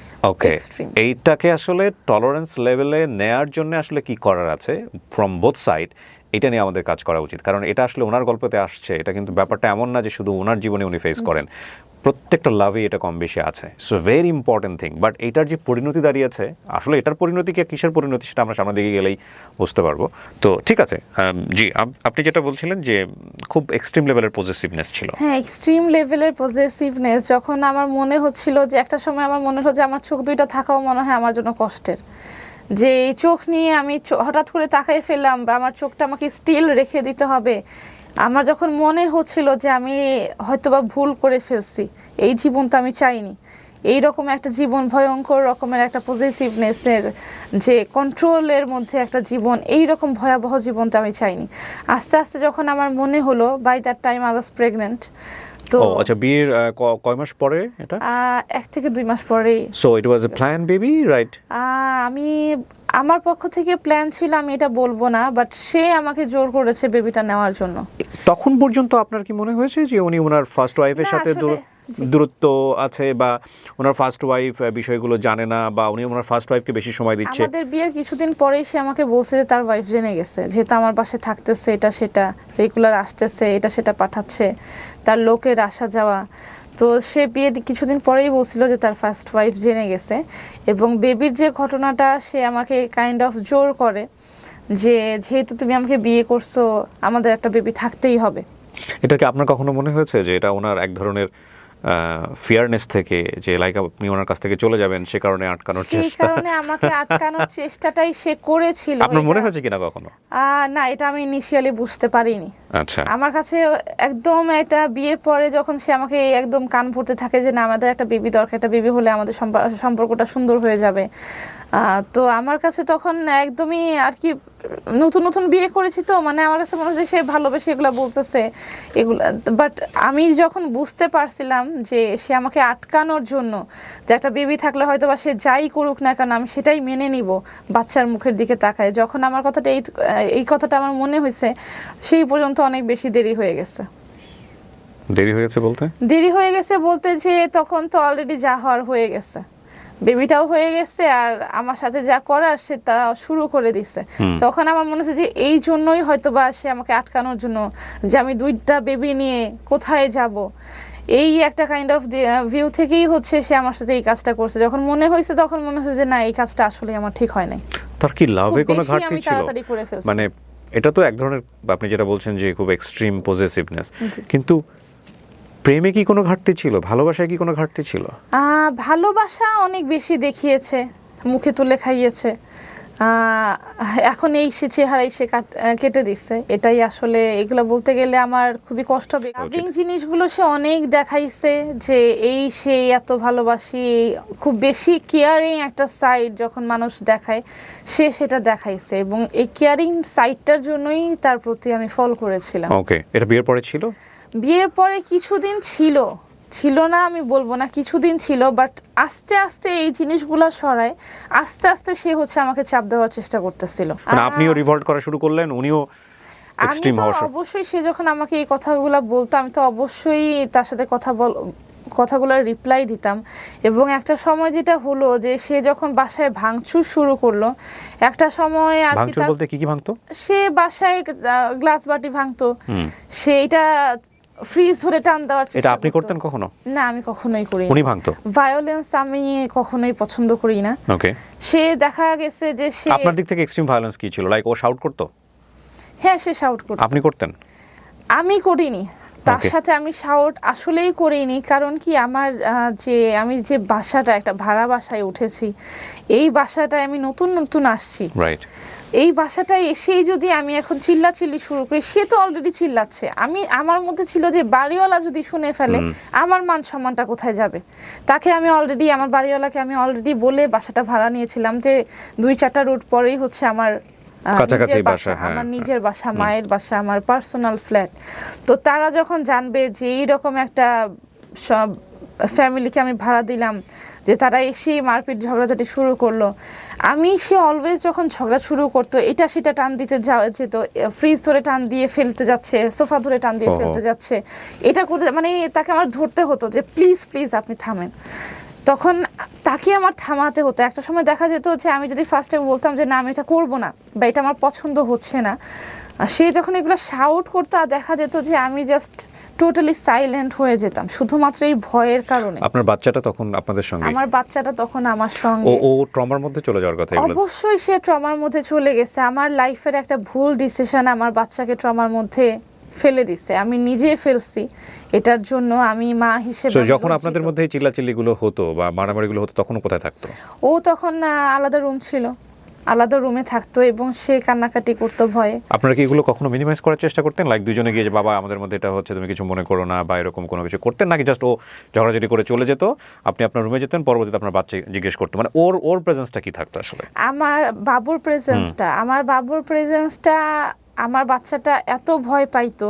আমার বাচ্চাটা, সে যখন দেখতো যে মানে আমি মানে কিছু কিছু সময় মানুষ বলে না যে আমার বাচ্চাটাকে আমি অনেক তাড়াতাড়ি বড় করে ফেলছি, আমার সেই 7 বছরের বাচ্চাটাকে সে যখন বুঝতো যে আমরা ঝগড়াঝাটি করতেছি, সে নিজেই সামনে আসতো না। যখন দেখা যেত যে রনি বাসা থেকে বের হয়ে গেছে, আমি নিজে ওর কাছে গেছি, তখন সে আমার কাছে আসতো। ওর এটা ছিল যে আম্মু কি হয়েছে, মামা কি হয়েছে, কেন ঝগড়াঝাটি হইলো মামা, বাবা কি চলে গেছে, বাবা বলে ডাকতো। আমি শিখাইছিলাম যে বাবা বলে ডাকবা, তখন বলতো যে বাবা কি চলে গেছে, কেন রাগ হইলো মামা, তুমি কান্নাকাটি করতেছো কেন, এই সেই মামা। ওর বাবার সঙ্গে যোগাযোগ ছিল? হ্যাঁ, এটাও আরেকটা সমস্যা। তার বিয়ের আগে তো সে আমাকে জেনেই বিয়ে করছে যে আমার একটা বেবি আছে, বেবিকে মেনে বিয়ে করছে। বিয়ের পরে সে এটা আমাকে বিয়ের আগে বলে নাই যে তার বাবার সাথে তাকে কোনো যোগাযোগ করতে দেওয়া যাবে না। বিয়ের পরে সে আমাকে কিছুদিন পরে বলে যে ওকে ওর বাবার সাথে যোগাযোগ করতে দেওয়া যাবে না। পরে যখন এই বিষয়টা নিয়ে আমি না করলাম যে তার সাথে তো আমার কোনো সম্পর্ক নেই, তাকে তো আমি ছেড়েই আসছি, আমি তো আপনাকে বিয়ে করেই ফেলছি, এমন না যে আমি এখন সিঙ্গেল আছি, আমি তো আপনার অলরেডি ওয়াইফ। একটা মা বাবা হিসেবে অবশ্যই আমাদের কথা হতে পারে, এবং এটা শুধুমাত্র অ্যাজ এ মাদার ফাদার একটা বাচ্চার জন্য। সেই এই ব্যাপারটা একটা সময় টোটালি না করে দিল, যে 1 মাস 2 মাস পরে যে না, ওর বাবার কাছে যেতে পারবে না। তখন আমি যখন বললাম যে কেন, আমার সাথে তো তার কোনো কথা হচ্ছে না, দেখা হচ্ছে না, আমি বিয়ে করে ফেলছি, আমি আমার মতো লাইফে আছি, ওর বাচ্চার সাথে কেন, আমার বাবা কেন আমার বাচ্চা কেন ওর বাবার সাথে দেখা করতে যেতে পারবে না। তখন সে বললো যে এখন থেকে আমি বাবা, ওর বাবার সাথে কোনো রকম যোগাযোগ সে করা যাবে না। এবং তার কথা শুনে, তার রাগের কারণে, জিদের কারণে আমি প্রায় অনেক দিন আমার বাচ্চাকে তার দেখাটা কিভাবে হতো, বাচ্চার দেখাটা হতো হচ্ছে তার যে লোকজন ছিল, আমি বাচ্চাকে রেডি করে দিতাম, তার আগের লোকজন নিয়ে ওর বাবা একটা জায়গায় দাঁড়াতো, তার লোকজন নিয়ে বাচ্চাটাকে দিয়ে আসতো। আবার যখন ওদের ঘোরাফেরা শেষ, সারাদিন টাইম স্পেন্ড শেষ, তখন তার লোকজন নিয়ে আপনার এক্স হাজবেন্ড কখনো আপনার সামনে আসেনি বা বিয়ে নেওয়ার জন্য? না, আমার বাসার সামনে আসেনি। তখন যে তারই লোকজন যে হচ্ছে আমার বেবিকে পিক করে নিয়ে আসতো। লোকজন বলতে তার সাথে যারা কর্মচারী ছিল, লাইক তার, এটা কর্মচারীর কাছে 7 বছরের একটা মেয়ে বাচ্চা হয়ে ছাড়া, এটা তো ঠিক হয়নি। বাট আমার কাছে কোনো উপায় ছিল না, সে বসতে দিত, তার কাছেই দিতে হবে। সে সে আমার ভরসার মানুষ, তারা সবসময় আমার সাথে থাকে, কখনোই কিছু হবে না, তুমি নির্ভরসায় ওকে দিতে ওনার পারো। কি আরেকটা সংসার আছে ওই সময়টাতে, মানে আপনার এক্স হাজবেন্ডের? হ্যাঁ, তার তো সংসার আছেই, আচ্ছা। সে তো ডিভোর্স দিয়ে আমাকে সো বিয়ে আমরা করে বাচ্চার নেয়। ভরণ পোষণ দিত উনি? হ্যাঁ, বাচ্চার ভরণ পোষণ তখন পর্যন্ত উনি বাচ্চার ভরণ পোষণ দিয়ে যাচ্ছে? তখন পর্যন্ত সে ভরণ পোষণ বলতে লাইক স্কুলের খরচ টরচ এগুলো সমস্ত হ্যাঁ, কিছুই সে বিয়ার করে চলেছে। এক্ষেত্রে আপনার প্রেজেন্ট হাজবেন্ড যিনি ছিলেন তার বক্তব্য কি ছিল যে না আমি খরচ টরচ সমস্ত কিছু দিব, কন্ট্যাক্ট অফ করে দাও? ও আচ্ছা, আপনি আমার এক্স হাজবেন্ডের কথা জিজ্ঞেস Right, করছেন? আমি জানতে Sorry, চাচ্ছি- আমি বুঝতে আপনি পারি। বলেন, আবার কোনো সমস্যা নাই। আমার এক্স হাজবেন্ড বিয়ের পর কিছুদিন হচ্ছে মেবি দিছে, কিছুদিন, এটা খুব রেগুলার না, বাট ওই যে সে যখন আমার হাজবেন্ড রনি, সে যখন বলে দেয় যে না ও ওর বাবার সাথে দেখা করতে যেতে পারবে না, তখন হচ্ছে খরচ নেওয়াও সে বন্ধ করে দেয়, যে ওর সব খরচ আমি দিব। কারণ সে যখন বলবে যে আমি সব খরচ দিচ্ছি, আমি সব দিচ্ছি, তাহলে কেন ওর বাবার সাথে দেখা করতে যেতে দিবা? তো এই কাজটাই সে করে, সে বলে যে ওর যা লাগে সব আমি দিব, বাট ওর বাবার কাছেও যেতে পারবে না। এই একটা কারণে হতে হতে যে আচ্ছা ঠিক আছে আমিও মেনে নেই। তো কিছুদিন আসলেই তার কথা শুনে আমার মেয়ে তার বাবার কাছে যেতে পারে নাই, এবং এটা আমার মেয়ে ভীষণভাবে মিস করতো, যে বাবাকে মিস করতেছি, মামা আমি একটু বাবার কাছে যেতে চাই। ওর বাবার এটা কি ছিল তখন? উনি ওর বাবা অবশ্যই ফোন টোন দিত, ওর বাবা মানে আপনারা রেসপন্স করতেন না? আমি নিজের সংসার বাঁচানোর জন্য আমি ওর বাবার ফোন টোন ধরতাম না। একটা সময় বলে দিলাম যে না মারি আমার তোমার সাথে দেখা করতে আসবে না। আপনাদের কোনো কাস্টাডি হয়েছে আপনার আগের বাচ্চা নিয়ে? না, কোনো কাস্টাডি বা কিছু আইনগতভাবে কিছু হয়নি। আপনাদের মধ্যে মিউচুয়াল ডিসিশন কি ছিল? মিউচুয়াল ডিসিশন এটাই ছিল যে আমার মেয়ে আমার কাছে থাকবে, এবং সেটা মেনে নেয় যে ছোট একটা বেবি নিয়ে আমি কি করব। ওকে। সো কেই বা পালবে আমার বেবিটা, সে তো একা থাকে, তার মা থাকে। তো আপনার বেবির জন্য হলেও আপনার আগের হাজবেন্ডের সাথে আপনার কনভারসেশন করতে হতো এবং কথাবার্তা বলতে হতো, এবং যেটা আপনার বর্তমান হাজবেন্ড পছন্দ করতো না। একটা সময় সে তার সাথে দেখাশোনা সবই অফ করে দেয়, এবং আমিও দেখা যায় যে তার কথা শুনে বাচ্চাটার সাথে তার বাবার সাথে দেখা করা বন্ধ করে দিই। জি। তারপর তো আস্তে আস্তে আমার যখন মনে হলো যে একদিন, যেমন আরেকটা কথা যে আমার বাচ্চাটার যে ট্রমা, কি পরিমাণ ট্রমা ফেস করছে, একদিন রাতে এরকম ভাঙচুর হচ্ছে, রাতের বেলা ভাঙচুর হচ্ছে আমার বেবি তার রুমে। তো ভাঙচুরের একটা পর্যায়ে আমি শুনতে পেলাম যে আমার মেয়ে কাঁদতেছে। তা আমি যখনই জাস্ট আমার মেয়ের রুমে যাওয়ার চেষ্টা করলাম, সে আমাকে বলতেছে যে ওর রুমে যাওয়া যাবে না। আমি বললাম যে কেন ওর রুমে যাবো না, ও কান্নাকাটি করতেছে, আমি একটু পরে আসতেছি, আপনি একটু দাঁড়ান, আপনি একটু বসেন, আপনি একটু শান্ত হন, আমি আসতেছি। সে বললো যে না, আজকে যদি ওই রুমে যাও আরো বড় কিছু হয়ে যাবে। তখন মানে তার যে রাগ, তার যে চোখ দেখে মনে হলো যে হয়তো বা সে আমার বাচ্চাটার সামনেও কিছু করতে পারে, বা আমার গায়েও যদি হাত তোলাই স্টার্ট করে দেয়, সেই ভয়ে সেই রাতে আমি আমার বাচ্চাটার কাছে সে আমাকে যেতে দেয় নাই।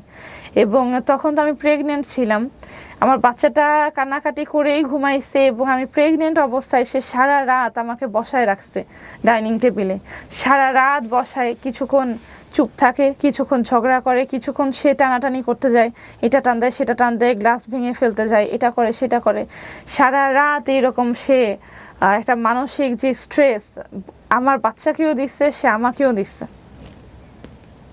তো আস্তে আস্তে আমার যখন একটা সময় মনে হলো যে তার এইসব ব্যাপার দেখে যে আমি আসলে ভুল করে ফেলছি, এই চিন্তাটা আমার যখন মনে হলো যে এরকম লাইফ তো আমি চাইনি, এরকম একটা মানে আমার বাচ্চাটাকে নিয়ে আমি স্বাধীন না, আমি পার্সোনালি স্বাধীন না, বা তার কাছে যে ঝগড়াঝাটি শুরু হয়ে গেল, যখন আমার মনে হলো যে না এরকম লাইফ আমি চাইনি, তখন আমার মনে হলো যে না আমি তার কাছে সেফ না, আমার বাচ্চাও তার কাছে সেফ না। তার মধ্যে আরেকটা কথা উঠে আসে যে এই কথাটাও আমি মিস করে ফেলতেছি, যে একটা সময়ে যে তার যে আরাবিয়ান বোরকা কালেকশন আছে, আরাবিয়ান বোরকা কালেকশনটা তার তো কোনো ইনকাম সোর্স নেই, তার ফ্যামিলিগতভাবে সে ব্যবসা করার জন্য 1 টাকাও পায়নি। তো এখন আপনি আমাকে প্রশ্ন করতে পারেন যে তাহলে তার যে কি বলে এই বিজনেসের উৎপত্তিটা কোথায়, বিজনেসের যে ফান্ড কোথা থেকে আসলো? তার এই আরাবিয়ান বোরকা কালেকশনের যে ফান্ড, এটা দিয়েছে তার বড় ওয়াইফ, এবং সে প্রাউডলি আমাকে একটা সময় বলে যে আমার বড় ওয়াইফ তার মা বাবার সম্পত্তি বিক্রি করে, জায়গা জমি বিক্রি করে আমাকে টাকা দিচ্ছে, 2-3 কোটি টাকা দিচ্ছে, এগুলো দিয়ে আমি শুরু করছি। এবং তার যে দ্বিতীয় ওয়াইফ আছে, এটা আমি বিয়ের পরে জানতে পারি যে তার দ্বিতীয় ওয়াইফ আছে। ওকে, সো আপনি 3 নাম্বার ছিলেন? হ্যাঁ, আমি 3 নাম্বার ছিলাম। এটা আমি বিয়ের পরে জানতে পারি যে তার দক্ষিণ খান যে তারা পার্মানেন্ট স্থানীয়, দক্ষিণ খানে তার আরেকটা ওয়াইফ থাকে। এগুলা নিয়েও তার সাথে আমার একটা ঝগড়া মতবিরোধের সৃষ্টি হয় যে আপনি আমার কাছে এত বড় কথা লুকালেন, আমি আপনার সাথে থাকবো না।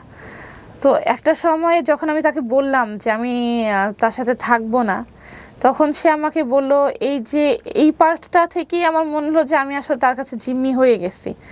বিয়ের দিন তো কোনো মেয়ে কোনো কিছু পড়ে সাইন করে না, জাস্ট এনে বলে যে কাবিননামাটা সাইন করো। বিয়ের দিন আমি কাবিননামাটা সাইন করি।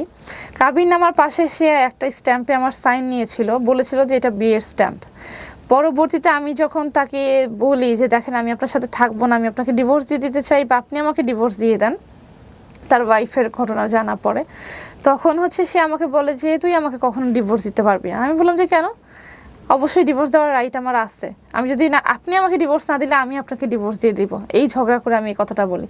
তখন বলে যে বিয়ের দিন যে স্ট্যাম্পের সাইন নিয়েছি ওই স্ট্যাম্পের মধ্যে লেখা আছে যে আমি তাকে কখনো আমি পার্সোনালি আমি একতরফাভাবে কখনো তাকে ডিভোর্স দিতে পারবো না।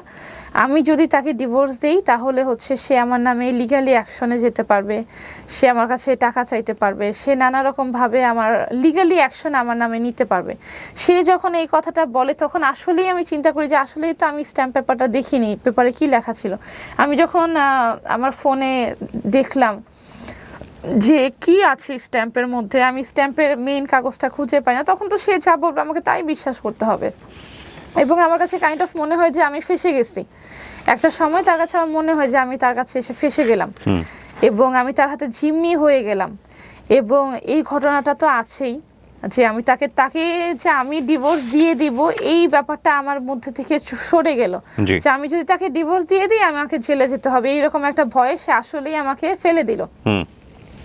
তারপরে যে ঘটনাটা, যে তার অ্যারাবিয়ান বোরকা কালেকশন, সে যখন আমাকে বলে যে আমার বড় বউ আমাকে টাকা দিচ্ছে, আমার ছোট বউ আমাকে টাকা দিচ্ছে, আমার ছোট বউয়ের মা পুলিশ অফিসার ছিল, তার পেনশনের টাকা প্রায় 18-20 লাখ টাকা আমি নিচ্ছি, আমি ব্যবসায় খরচ করছি, তাহলে তুমিও আমাকে কিছু টাকা দাও।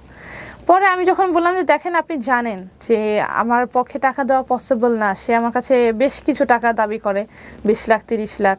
একটা সময় সে এটাও বলে যে পারলে তোমার মামা চাচার কাছ থেকে ধার এনে দাও, পরে হয়তো আমি দিয়ে দিব। এটা কিন্তু কখনোই আমরা জানি যে একটা ধার নিলে এটা কখনো কেউ দিতে চাবে না, এবং এটা আমি বুঝতে পারি যে এটা তার জাস্ট একটা কথা। আমি বলি যে আমি কখনোই আমার মামা চাচার কাছ থেকে আপনাকে ধার এনে দিতে পারবো না। তখন সে বলে যে তোমার ফ্ল্যাট বিক্রি করো, বা তাদের মতো আমার বড় বউ যেমন একটা ফ্ল্যাট ছিল, হ্যাঁ আমার বাবার দেওয়া একটা ফ্ল্যাট আছে, তো সে পরে যখন বলে যে আমার বড় বউ যেমন কি বলে তাদের জায়গা বন্ধক রেখে টাকা এনে দিচ্ছে, তুমিও সেরকম কিছু সিমিলার। এটা কি বেবি হওয়ার পরে না ওই সময়টাতে? অলমোস্ট তখন আমার বেবি হওয়ার প্রায় সময় কাছাকাছি, তখন সে আমার উপরে এইসব কথা বলে। তখন আমি বলি দেখেন আমার পক্ষে কখনোই পসিবল না, আর এই ফ্ল্যাট বন্ধক রেখে এগুলো তো পসিবলই না। এগুলা থেকেও যখন সে আমার কাছে টাকা দাবি করলো তখন আমার মনে হলো যে এই লোকের সাথে আমার ফিউচার আসলে অন্ধকার। সে যখন এই পর্যায়ে এসে পড়ছে এই লোকের সাথে আমার আসলে টেকা যাবে না। বাট বাই দ্যাট টাইম আমার বাবু হওয়ার সময় হয়ে গিয়েছিল, তো এই সময় আমি কোথায় যাব? তো জাস্ট চলার মতো চলতেছিল। পরে যখন বেবিটা হয়ে গেল, তারপরে যখন এক্সট্রিম লেভেল চলে গেল, আমার বাবু হওয়ার পরে আমার মা আমার বাসায় আসে, দেখা যায় যে সে আমার মায়ের সামনে আমার সাথে খারাপ ব্যবহার করতেছে, নানা রকম বিহেভিয়ার তার। তখন আর কি আমার মনে হলো যে না, এর সাথে এখন আর সংসার করা যাবে না, এটাই আমার টাইম। যেহেতু বাবুটা হয়ে গেছে আমার মনে হলো যে না, এখন আসলে তাকে আমার ছেড়ে দেওয়া উচিত, তার সাথে সংসার আমি আর করতে পারবো না। যখন আমি তাকে এই ডিসিশনটা জানালাম, তো দীর্ঘদিনের একটা ঝগড়া, এই বছরের প্রায় শুরু থেকে তার সাথে আমার ঝগড়া, জানুয়ারি থেকে তার সাথে ঝগড়া। 2024 জানুয়ারি, 2024 আমার বেবি হলো কত? বেবি হয়েছে 2023 অক্টোবরের মাসে, অক্টোবরের 10 তারিখে। আপনি ফাইনালি তাকে ডিভোর্স দিবেন বা আপনারা সংসারটা করবেন এটা জানিয়েছেন কবে? মানে এটা জানিয়েছি বাবু হওয়ার পরে। তার আগে তো আপনাদের ঝগড়াঝাটির মধ্যে কথাগুলো হচ্ছিল। তো যেহেতু আমার বাবু হওয়ার সময় হয়ে গেছিল, তো ওই সময় আসলে এক্সট্রিম লেভেলে কোনো ডিসিশন নেওয়ার মতো আমার শারীরিক মানসিক কোনো পর্যায়ই ছিল না। তো আমি জাস্ট চুপ করেছিলাম যে আমি আরেকটু দেখি। ঝগড়াঝাটি হলে কিন্তু অনেক সময় কাপলরা কিন্তু এটা মুখে বলেন যে না সংসার করবো না, তোমার ডিভোর্স দিয়ে দাও, এগুলো নিশ্চয়ই আপনারা বলেছেন, কিন্তু ওনার জায়গা থেকে উনি কখনোই এটা চায় নাই। না, ওনার জায়গা থেকে ছিল যে মানে আমি যদি ডিভোর্স দিব এটা তার খুবই এগোতে লাগবে, ডিভোর্স দিলে সে আমাকে দিবে, এই কথা সে আমাকে বলেছে। আচ্ছা, বাট সে কখনো আপনাকে বলে নাই যে আমি তোমাকে ডিভোর্স দিব? হ্যাঁ বলছে, ঝগড়ার সময় বলছে যে ঠিক আছে আমি তোমাকে ডিভোর্স দিয়ে দিব, আচ্ছা, এই কথা তো বলছে। ফাইনালি আপনি আপনার জায়গা থেকে ডিসিশন দিলেন যে আপনি ডিভোর্স নিতে চান। হ্যাঁ, ডিভোর্স নিতে চাই। তারপরে উনি কি বললো? তারপরে হচ্ছে কিছুদিন সে বলে ঠিক আছে থাকবো না তোমার সাথে, আমি ডিভোর্স দিয়ে দিব। আবার সে আমার সাথে মিল করার চেষ্টা করে, আবার দেখা গেল যে মানে যতবার ঝগড়া হতো উনিই মিল করতো? উনি মিল করতো কাইন্ড অফ, উনি মিল করতো আমিও মিল হয়ে যেতাম এরকমই। তো এই বছরের জানুয়ারি থেকে যখন ব্যাপারগুলো এক্সট্রিম লেভেলে চলে গেল, তখন যখন আমিও একটু এক্সট্রিম হয়ে গেলাম যে না আমার পক্ষে আসলেই আর সম্ভব না। এক্সট্রিম বলতে দুজনের এক্সট্রিম? এক্সট্রিম বলতে আমি আসলে আস্তে আস্তে যে একটা ডিসিশন নেওয়া, যে আমি আসলে ডিসিশনটা নিয়ে নিই। যে তখন পর্যন্ত কি আপনাদের কনজুগাল লাইফ ছিল, নাকি ওনাকে আপনাকে বাসায় আসতে না করে দিয়েছেন? এটা প্রায় বাসায় আসতে না করে দিয়েছি, হ্যাঁ জানুয়ারির পর থেকে। জানুয়ারির পর থেকে আমি তাকে, যে আমরা যে ভাড়া বাসায় ছিলাম, আমি বললাম যে দেখেন আমার কিছুদিন সময় দরকার, আপনি যেইভাবে আমাকে মানসিক প্রেশার দিচ্ছেন আমাকে কিছু সময় দেন, আপনি আমার কাছ থেকে কিছুদিন দূরে থাকেন। আমি এই কথা বলার পরে সে বাসায় আসা বন্ধ করে দেয়। আমি তাকে বলি যে বাসায় আসেন না, সেও আসে না। এবং যখন আস্তে আস্তে আমার আসলেই আমি ডিসিশনটা নেই যে আমি তার সাথে থাকবো না। এটা কোন মাসে গিয়ে? জানুয়ারির পরে? জানুয়ারির পরেই আমি তাকে বলি যে দেখেন আমি আসলে এই ভাড়া বাসায় আর থাকতে চাচ্ছি না, আমি আমার বাসায় ব্যাক করতে চাচ্ছি। তো এই ডিসিশনটা নিতে আমার 2-4 মাস সময় লাগছে, 2-4 মাস বলতে কিছুদিন সময় লাগছে। আর যেহেতু আমার 2টা বেবি, হুটহাট করে তো 2টা বাচ্চা নিয়ে কোথাও চলে যাওয়া যায় না, নিজের জিনিসপত্র নিয়ে, বাচ্চাদের জিনিসপত্র বাচ্চা নিয়ে তো হুটহাট করে কোথাও দৌড় দেওয়া যায় না। পরে যখন আস্তে আস্তে বললাম যে দেখেন আমি এই বাসায় থাকতে চাচ্ছি না, আমি আমার বাসায় চলে যেতে চাচ্ছি, আপনি আমাকে কিছুদিন, এটা না হলে আমাদের ডিভোর্স নিলে থাকুক, আমি কিছুদিন আমার বাসায় থাকি, এই প্রস্তাবটাও আমি তাকে দিয়েছিলাম। এর আগে কি আপনারা এরকম কখনো সেপারেশনে গেছেন? যে লাইক সেপারেশনে এই প্রথম যাওয়া? এবং আমি তাকে বলি যে আমাকে কিছুদিন সময় দেন, আমি না হলে কিছুদিন আমার বাসায় থাকি, পরে না হলে ডিসিশনটা নেওয়া যাবে। তখন তার কথা হলো যে না, বাসা থেকে বের হওয়া যাবে না। তার কথা হচ্ছে যে বড় বাচ্চা বাসায় থাকতে হবে, বাসা থেকে বের হওয়া যাবে না, বাসা ভাড়া নিশ্চয় এখানেই থাকতে হবে, মায়ের বাসায় তুমি ব্যাক করতে পারবা না। তখন এই জিনিসটা আমার কাছে খুব খারাপ লাগলো যে আমি যদি যেতে চাই তাহলে আমি কেন যেতে পারবো না? আমার যদি মনে হয় যে আমি এখানে ভালো নাই, তাহলে আমি যদি আমার মায়ের বাসায় যেয়ে একটু ভালো ফিল করি বা একটু ইজি লাইফ ফিল করি, ইজি থাকতে পারি, তাহলে আমি কেন যেতে পারবো না? তখন যখন আস্তে আস্তে আমি শুরু করলাম যে না আপনার সাথে আমি আসলেই আর থাকতে চাচ্ছি না, এর মধ্যে তো রোজাই স্টার্ট হয়ে গেল মার্চ মাস থেকে। তো মার্চ মাস থেকে তার একটা সময় আমাদের যোগাযোগ টোটালি অফ, কন্ট্যাক্ট অফ। সেও আমাকে ফোন দেয় না, আমিও তাকে ফোন দেই না। আমার বাসাটায়, আমি যে ভাড়া বাসায় ছিলাম, আমি বাড়িওয়ালাকে বলি যে আপনি টুলেট লাগিয়ে দেন, তারা টুলেট লাগাই দেয়। এবং সে যখন ফাইনালি দেখে যে বাসায় টুলেট লাগাইতে বলছি, এর মধ্যে সে খরচ দেওয়া বন্ধ করে, যেহেতু সে আসা যাওয়া করতেছে না, সে আমার খরচ দেওয়া বন্ধ করে দিচ্ছে। তো সে যখন ফাইনালি দেখে যে আমি বাসা থেকে চলে যাচ্ছি এবং তার সাথে আমার কন্ট্যাক্ট অফ হয়ে গেছে, এই রমজান মাসে পুরো মাসটাই ধরতে গেলে তার সাথে আমার কথা হয় নাই, সর্বোচ্চ 1 থেকে 2 বার ফোন করা হয়েছে। তো এই তো যখন সে বুঝে যে আমি তার হাতের নাগালের বাইরে চলে গেছি, তখনই হচ্ছে সে আমার উপরে এই চড়া হওয়া শুরু করে। হাতের নাগালের বাইরে চলে গিয়েছিলেন আপনি? মানে এটা কেন বলছেন? হাতের নাগালের বাইরে চলে গেছি বলতে মানে তখন আর কোনো কথা শুনতেন না, ইচ্ছে মতো ঘুরছেন বাইরে? কথা আমি তা শুনি নাই। তখন তার সাথে আমার ফোনে কিছু গালাগালি হয়, সেও আমাকে কিছু গালাগালি করে, আমিও তাকে এতদিন কিন্তু কখনো আমি তার মুখের উপরে একটা কোনো কথা বলিনি। একটা সময় দেখা গেল যে আমি আর পারতেছি না, যখন আমাকে অনেক নোংরা টাইপের কথা বলতেছে, অনেক গালাগালি করছে, তখন আমিও তাকে কিছু গালাগালি করি। তখন যখন কন্ট্যাক্ট অফ হয়ে যায় তখনই আর কি, আমি তো বুঝতে পারিনি, তখন আমি তো ভাবছিলাম যে সে হয়তো আমার কাছে সরে গেছে বা রাগ করে আছে, যাই হোক আমি আমার মতো আমার বাসায় ফিরে যাব। তো এই যে আমার এই বাসায় থাকতে থাকতে যে আমার একটা মৃত্যুর দিন এসে পড়বে, এটা তো আসলে কখনোই কল্পনা করিনি। এই যে রমজান মাসটা শুরু হলো, তো মার্চ মাস থেকে শুরু হলো, এপ্রিলের 10 তারিখে আমার সাথে এই ঘটনাটা ঘটে এবং এপ্রিলের 11 তারিখে রোজার ঈদ হয়। রোজার ঈদের ঠিক একদিন আগে এই আমার জীবনে এই মৃত্যুর দিনটা সে নিয়ে আসে। সো এটা কি আপনি তখন আপনাদেরই ভাড়া বাসায় ছিলেন? হ্যাঁ, আমাদের যে ওখানে ভাড়া স্টে বাসাটায় করতেন। ছিলাম, জানুয়ারিতে সেপারেশনে চলে যাওয়া, হ্যাঁ এপ্রিলের এই সময় এপ্রিলের ঘটনা 10 তারিখে এই যে আমার জানুয়ারি ফেব্রুয়ারি মার্চ এই 3 মাস উনি আসেননি বাসায়? না 3 মাস সে উনি ছিল না। একদমই আসে নাই? না না একদম আসে নাই বলতে প্রথম একটু একটু আসছে, বাট খুব বেশি স্টে করে নাই। Okay. পরে লাস্টের দিক দিয়ে একদমই আসে নাই। ওকে, সো এবং এটা আপনাদের আর মিটিগেট করার কোনো চেষ্টাও ছিল না বোথ সাইড থেকে? না আমার নাকি side উনি থেকে চাইতো যে একদমই ছিল মিটিগেট না। করে ফেলি? উনি চাইছে, বাট আমি আর চাইনি। লাস্টের চান দিকে নাই? আমি শক্ত হয়ে গেছিলাম যে শক্ত না হয়ে আমি আর গেছিলেন। চাচ্ছি না। তো এই যে ওনারও বেশ কিছু আমরা দেখলাম ভিডিও, উনি লাইভ করেছেন, ওখানে ওনার যে বোল্ড এক্সকিউজ ছিল আপনার সম্পর্কে, সেটা হচ্ছে আপনি পরকীয়ায় জড়িত ছিলেন এই সময়টাতে। এটা কতটুকু সত্য? এটা সত্যই না, এই ব্যাপারটা একদমই মিথ্যা। তার সাথে তার ওয়াইফ মানে আমি কেন বলছি আপনাকে, যেহেতু এই ভিডিওটা লক্ষ কোটি মানুষ দেখবে, সো আপনি যদি ডিনাই করেন এবং উনি যদি কোনো প্রুফ নিয়ে এসে হাজির, সে কোনো প্রুফই আনতে পারবে না। অ্যাটলিস্ট আমার পরকীয়া করেছি, সে যেটা বলেছে যে আমি হাতে নাতে আমাকে ধরেছে, সে কিন্তু লাইভে এই কথাটা বলেছে। যদিও তার লাইফটা এখন আর নাই, সে লাইভে বলেছে যে আমাকে হাতে নাতে ধরেছে। লাইভটা কেন নাই? লাইভটা তার যে আরাবিয়ান বোরকা পেজের কালেকশন থেকে সেই লাইভে আসছিল, এই পেজটা এখন হয়তো বা ডিলিট হয়ে গেছে বা ডিঅ্যাক্টিভেটেড আছে, এই জন্য লাইভগুলো নাই। ওকে, সো সে লাইভে বলছিল যে আমাকে নাকি হাতে নাতে সে ধরছে। তো হাতে নাতে ধরতে বলতে অবশ্যই একটা ছেলে মানুষের সাথে আমাকে হাতে নাতে ধরছে। তো ছেলে মানুষটা কোথায়? সে যদি আমাকে হাতে নাতে ধরে থাকে একটা ছেলে মানুষের সাথে, ঠিক আছে আমি তো আসি, আমাকে তো সে পরেও ধরতে পারবে। সে তার নজরটা তো যাবে যে আগে ছেলেটার দিকে, চাই ছেলেটার নাম কি, আপনি কোথায় থাকেন, আপনি কেন ওর সাথে আসছেন। ছেলেটাকে তো সে ধরার চেষ্টা করবে, কারণ আমি তার কোথাও পালা যাচ্ছি না, আমাকে তো সে চেনে, আমি তো তার বউ, আমি তো আছি। সে যে বললো যে হাতে নাতে আমাকে ধরছে, তার কাছে কোনো হাতে নাতে কোনো দিনই কোনো ছেলে মানুষের সে আমার সাথে আমাকে ধরে নাই। টোটালি মিথ্যা একটা কথা। এই যে সে আমাকে খুন করার চেষ্টা করছে। ওই দিন কি ঘটেছে একবার একটু বলেন তো আমাকে বিস্তারিত, একদম শুরু থেকে। আচ্ছা, তো বিস্তারিত বলতে গেলে এপ্রিলের 10 তারিখে রোজার মাসে চাঁদ রাতের দিন, টোটালি তো তার সাথে সম্পর্ক প্রায় ছিলই না বলতে গেলে। তো হঠাৎ করে হচ্ছে দুপুর 1টার দিকে, এপ্রিলের 10 তারিখে দুপুর 1টার দিকে তারা বাসায় ঢুকে।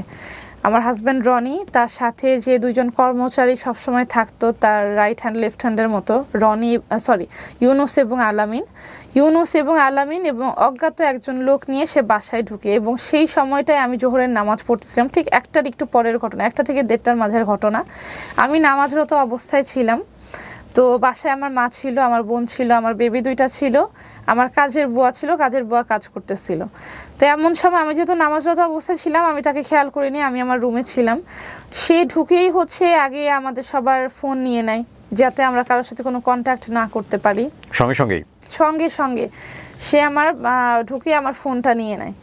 এবং হচ্ছে তারপরে আমার ফোন নিয়ে, আমার তো রুমে ছিল, সে একবার রুমে ঢুকছে, আমি দেখছি যে সে আসছে, আমি তো নামাজ পড়তেছিলাম। তার সাথে যে এতগুলা মানুষ আসছে সেটা কিন্তু আমি দেখিনি, তারা তো বাইরে দাঁড়ায় আছে। তার সাথে 3 জন আমার মাকে, আমার বোনকে এবং হচ্ছে কাজের বুয়াকে আটকায়, এবং সে ডাইরেক্ট আমার রুমে ঢুকে যায়। রুমে ঢুকেই সে আমার ফোনটা নেয়। ফোনটা নেওয়ার পরে হচ্ছে যে আমি নামাজরত অবস্থায় সে আমাকে টেনে তুলেই চড়থাপ্পড় শুরু করে। এমন না যে মানুষ কিন্তু এসে আগে একটু ঝগড়া করে, কথা বলে বা একটা কথা বলার সুযোগ দেয়, সেই দিন তার সাথে একটা শব্দ আমার হয় নাই। সে আমাকে ঢুকে কোনো কথা বলার, কোনো চিৎকার করার সুযোগ দেয় না। হয়তো বা আমি যদি একটাবার চিৎকার করতাম বা একটাবার বুঝতাম যে সে কোনো অ্যাটেম্পট নিয়ে আসছে, আমি যদি একটাবার আমার মাকে যদি ডাক দিতাম, হয়তো বা আজকের এই ভয়ঙ্কর ঘটনাটা আমার সাথে অল্প কিছু হতো, বেশি কিছু এইরকম অবস্থায় নাও যেতে পারতাম, আমি যদি ডাক দিতে পারতাম। কি হলো? সে ঢুকেই আমাকে মার দেওয়া শুরু করে। সে হাতের মধ্যে একটা চেন পেঁচায় আসছিল, রডের মতো কিছু, একটা ভারী রিক্সার বা সাইকেলের চেনের মতো পেঁচায় আসছে। সে বাইরে থেকে নিয়ে আসছে? সে পেঁচায় আসছে বাইরে থেকে, ওভাবেই ঢুকছে। এবং আমি যে নামাজরত অবস্থায় ছিলাম, ঢুকেই সে আমাকে টান দিয়ে উঠাই আমার হিজাবটা খুলে, নামাজের হিজাব খোলার পরে হচ্ছে সে আমাকে চড় থাপ্পড় শুরু করে, হাত দিয়ে যে ঘুষিয়ে দেয়, আমার মাথার এখানে কেটে যায় এবং ডক্টরের মতে হচ্ছে আমার মাথার হাড্ডি বের হয়ে গেছিল, মাথার যে কাটাটা, ওই চেন দিয়ে সে ঘুষি মারে। তারপরে হচ্ছে সে আমার গলা চাপ দিয়ে ধরে, এবং আমি যে চিৎকার করবো এই 1 সেকেন্ড সময়ও সে আমাকে দেয় নাই। আমার মা, বোন, কাজের বুয়া কেউই বুঝতে পারছেন যে ঘরের মধ্যে আমাকে কিন্তু মারা হচ্ছে। তো সে গলা চাপ দিয়ে ধরে আগে হচ্ছে সে সাথে করে ছুরি নিয়ে আসে। সে ছুরি দিয়ে প্রথমে হচ্ছে আমার মুখটা এখান থেকে এই পর্যন্ত কাটে, এবং এটা আমার ছুরি সাথে নিয়ে আসছিল, ছুরি সে সাথে নিয়ে আসছে, বাসা থেকে নেয় নাই, সে ছুরি সাথে নিয়ে আসছে। এবং হচ্ছে আমার মুখটা কাটার পরে হচ্ছে আমার এই গাল ওপেন হয়ে গেছিল এবং সাথে সাথে আমি হচ্ছে অজ্ঞান হয়ে যাই। অজ্ঞান হওয়ার এর আগে কিন্তু আপনাদের মধ্যে মারামারি হলে এই ধরনের এই রকমের এক্সট্রিম মানে লেভেলের আপনারা দুজনেই মারামারি করতেন? দুজনে মারামারি করে, সে দুইবার জাস্ট আমার গায়ে হাত তুলছে এবং সেটা কম কম ছিল, কম লেভেলে। মানে আপনার জায়গা থেকে কোনো প্রতিবাদ ছিল না? আপনার জায়গা থেকে স্ল্যাপ ক্ল্যাপ করা বা এরকম কোনো কিছু কখনোই করেননি আপনি? না, কখনোই তার সাথে যে আমি মারামারি করব ওই রকম চেষ্টা আমি অনেক সময় দেখা যায় রিপ্লাই হিসেবে আপনি একটা থাপ্পড় মেরে দিলেন, এরকম কাজ আমি কখনো করেননি। Okay fine. তো আমি যখন আমার চেহারা কাটার পরে যখন আমি অজ্ঞান হয়ে পড়ে যাই, হঠাৎ করে আমার মনে হলো যে আমার ফেসের উপরে কিছু একটা পড়ছে, ধারিম করে ভূমিকম্পের মতো বা ধসে পড়ছে। তো তখন তো আমি বুঝি না ওনার টার্গেট কি ফেসটাই ছিল? তার টার্গেটটাই আমার ফেস ছিল এবং তার টার্গেট আমাকে খুন করার ছিল। আমি আজকে বেঁচে আছি এটা আল্লাহর রহমত, আমার হায়াত আছে দেখে আমি বেঁচে আছি। তার টার্গেট ছিল আমাকে খুন করার, যে একবারেই ওকে আজকে শেষ করে দেব। আমি যে আসলেই এত বড় একটা মার খেয়ে যে আমি বেঁচে থাকবো এটা সে আসলে চিন্তা করতে পারে নাই। তো টার্গেটটা ফেসে ছিল, সে মনে হলো যে ধারিম করে কিছু দিয়ে একটা বাড়ি দিছে। তো সেটা যেটা ছিল আমার ড্রেসিং টেবিলের একটা বসার টুল ছিল, খুব বেশি হেভি মিরর লাগানো একটা টুল ছিল। ওই টুল দিয়ে যখন সে আমার মুখে বাড়ি দেয়, আমার এই নাক ভেঙে ভিতরে ঢুকে গেছিল। আমার চোয়ালের এক পাশে চোয়াল উপর থেকে খুলে ভেঙে গেছিল এবং এক পাশের চোয়ালের হাড্ডিগুলো গুঁড়া গুঁড়া হয়ে গেছিল। তো মানে টোটাল ফেসটা আমার বলতে গেলে ফেস ছিল না, যে রক্তমাখা ছবিগুলো আপনারা আমার দেখছেন। তো একটা সময় আমার মা যখন, তারা তো তিনজন আমার মা বোনকে গার্ড দিতেছে, তো আমার হঠাৎ করে আমার মার যখন মনে হলো যে কিছু একটা সমস্যা আছে, তোমরা তিনজনে এইভাবে ঘরে ঢুকে দরজা লাগাই দিলা, কারণটা কি? তখন দেখতেছে তারা কিছু বলতেছে না, তারা চুপচাপ আছে। তখন আমার মা আমার কাজের বুয়াকে বললো যে তুমি বের হও। আমার কাজের বুয়াকে বললো যে তুমি বের হও, বের হয়ে দরজাটা খোলার চেষ্টা করো, বাইরে যাওয়ার চেষ্টা করো, বাড়িওয়ালা টাড়িওয়ালা কিছু একটা ডাক দাও, কিছু একটা সমস্যা আছে। যখন তারা দেখতেছে, তারা বলছে চুপ করেন, এরকম একটা কিছু মোবাইল টোবাইল নিয়ে নিচ্ছে। তখন এই অবস্থায় হচ্ছে আমার মায়ের এই চিল্লাচিল্লির কারণে বুয়া যখন বের হতে যায়, তখন হচ্ছে আমার যে তিনজন গুন্ডা, ওই গুন্ডারা বের হয়ে যায় এবং গুন্ডারা অনেকে ডাক দেয় যে ভাই চলেন। এইটা বলার পরে আমার মা যখন ইমিডিয়েটলি রুমে এসে দেখে যে আমি মরার মতো পড়ে আসছি, আমার মা টান দিয়ে ওঠানোর পরে জাস্ট একটা চিল্লাচিল্লি শুরু হয়ে যায়, আমার মেয়েকে তো মেরে ফেলছে কোনো মতন। জাস্ট আমি রক্ত মাখা মুখ নিয়ে বারান্দায় যা চিল্লাচিল্লি করি। আপনি বের হতে পেরেছেন তার মানে ওখান থেকে? হ্যাঁ, ও তো চলে গেছে, রনি তো বের হয়ে গেছে, করেই সবাইকে নিয়ে চলে গেছে, সবাইকে নিয়ে এসে বের হয়ে গেছে। আমার মা এসে কোনো মতো আমাকে জাস্ট টান দেওয়ার পরে কোনো মতো আমার একটা সেন্স আসছে, আমি বুঝতে পারছি ততক্ষণে যে আমাকে খুন করে ফেলার চেষ্টা করতেছে। আমি জাস্ট চিল্লাইতে বারান্দায় গেলাম, যেটা আমার ভিডিওতে দেওয়া আছে, যে আমার বারান্দা ভরা রক্ত, এই রক্ত 4 তলার বারান্দা থেকে নিচতলায় পড়ছে। তো আমি জাস্ট মানুষকে এটাই চিল্লাইতেছিলাম যে আমাকে বাঁচান, আমাকে বাঁচান। আমার মনে হয় যে এই চিল্লানোটা এখনো মানুষের মনে আছে। আমি জাস্ট একটা কথা চিল্লাচ্ছিলাম যে আমাকে বাঁচান, আমার হাজব্যান্ড আমাকে মেরে ফেলতেছে। এই কথাটা বলার পরে যখন আশেপাশে আমাদের বাড়িওয়ালা আসলো, আশেপাশের লোকজন আসলো, তখন হচ্ছে তারা আমাকে হসপিটালে নিয়ে যায় এবং তাদের লোকজন আসে, ঢুকতে দেখে যে রনি তার 3 জন সঙ্গীর সাথে নিয়ে দৌড়ায় পালাচ্ছে অন্যদিকে। আচ্ছা, এই ছিল এপ্রিলের 10 তারিখের আমার উপরে যে ঘটনা। তারপরে আপনাকে হাসপাতালে নিয়ে যাওয়া হলো? তারপরে আমাকে ইমিডিয়েটলি পুলিশকে জানানো, পুলিশ আসা? হ্যাঁ, সাথে তো আমাকে তো সময় নাই, আমার তো অবস্থা খারাপ। আমাকে সাথে এলাকার মানুষ রাস্তা থেকে গাড়ি দাঁড় করে ইমিডিয়েটলি অ্যাকশনটা নিয়েছিল এলাকার মানুষ। পুলিশকে তো ফোন দিয়েছে, পুলিশের তো আস্তে সময় লাগবে। আমাকে ইমিডিয়েটলি তারা হসপিটালের উদ্দেশ্যে নিয়ে যায়, পুলিশকে ফোন করে পুলিশের সাথে যোগাযোগ হয়। ওই দিনই পুলিশ আসে? হ্যাঁ, ওই দিনই পুলিশ আসে, ক্রাইম সিনে পুলিশ আসছে, ক্রাইম সিন তারা ইনভেস্টিগেট করছে। ক্রাইম সিন বলতে যেখানে আমাদের এই মারামারি আমাকে মারছে। ওকে, ক্রাইম সিনে আসছে, ও ক্রাইম স্পটে আসছে? ক্রাইম স্পটে আসছে। আচ্ছা, সো এখানেই আসছে, পুলিশ আসছে, পুলিশের সাথে যোগাযোগ হচ্ছে যে আমরা তাকে হসপিটালে নিয়ে যাওয়ার চেষ্টা করছি। যেহেতু হচ্ছে রোজার ঈদের আগের দিন, কোনো হসপিটালে কোনো ডক্টর নেই। এসে কি প্রথমে জিডি করেছে? মামলা কি পরে হয়েছে? না, সেখানে পুলিশেরা এসে দেখেছে যে মারধর হয়েছে কিনা, তারা সত্যতা যাচাই করছে। তারপর সত্যতা যাচাই করার পরে তারা বলছে যে হ্যাঁ, আপনারা যে কোনো স্টেপ নিলে আমরা সাথে আছি। ওকে, যেহেতু এটা ওপেন কেস, যে হ্যাঁ সবার সামনে দিয়েই আমার হাজবেন্ড বের হয়েছে। আচ্ছা রয়া, আমি একটু জানতে চাই যে এটা করেছে কত তারিখে? এপ্রিলের 10 তারিখে। এপ্রিলের 10 তারিখে আপনি জিডি করেছেন 29/8/2024-এ। এটা জিডিটা করেছি মাত্র হচ্ছে পরশু দিনের। এই জিডিটা করেছি হচ্ছে সে আমাকে এখন রিসেন্টলি হুমকি দিচ্ছে, আমাকে খুন করে ফেলবে, আমার মুখে অ্যাসিড মারবে। ফাইন। আমি এপ্রিলে এরকম একটা ঘটনা ঘটলো, তারপর আপনি পুলিশকে ডাকলেন, কোন স্টেপ নেন নাই? না আমি তো তখন হসপিটালেই চলে গেছি। এটা পরের ঘটনা। তারপর কি হয়েছে? হসপিটালে যাওয়ার পরে পুলিশ কি করেছে? পরে আসি তো পুলিশ তো এসে দেখছে যে এখানে হয়েছে, তাকে মারা হয়েছে, হাজব্যান্ড ওয়াইফকে মারছে। তারা বলছে যে আপনারা যে কোনো মামলা করেন, কারণ এখানে তো একটা অ্যাটেম্পট টু মার্ডারের কেস আমার মা বলছে। তখন তারা বললো যে আপনারা যে কেসে করবেন আমরা কেস নিব, আপনারা থানায় আসেন। তো সেই মুহূর্তে তো আসলে আমার ফ্যামিলির কাছে থানায় যাওয়ার কোনো সময় ছিল না, কারণ আমি তখন জীবন মৃত্যুর সাথে লড়তেছিলাম। আমাকে নিয়ে অনেকগুলো হসপিটালে ফেরত দিয়ে দিচ্ছে যে কোনো ডক্টর নেই। সারাটা দিন প্রায় দুপুর 1:30 থেকে রাতে 9টা পর্যন্ত আমি অ্যাম্বুলেন্সে, আমার ব্লিডিং হচ্ছে, এই অ্যাম্বুলেন্স সেখানে নিচ্ছে, এই হসপিটাল নেই, সেই হসপিটালে নিচ্ছে, কোথাও কোনো ডক্টর নেই। তো সেই রাতে 9টা বাজে যে ধানমন্ডির একটা হসপিটালে আমি একটা ডক্টর পাই, সেখানে ইমিডিয়েটলি আমাকে ঢুকানো হয়। এবং আমার অবস্থা তো গুরুতর অবস্থা ছিল, বেঁচে থাকবো কিনা এটাই আমার ফ্যামিলির কান্নাকাটি শুরু হয়ে গেছিল যে ও আজকে মারা যাবে। এনি টাইম তারা বসেছিল যে এনি টাইম আমরা জাস্ট শুনবো যে ও মরে গেছে। আপনার বেবির বয়স, সেকেন্ড বেবির বয়স কত তখন? সেকেন্ড বেবির বয়স সেদিন 6 মাস। তো 6 মাসের একটা বেবি। হ্যাঁ। তো আমার মা ওকে অনেক কষ্টে রাখছে। আমি 20 দিন হসপিটালে ছিলাম।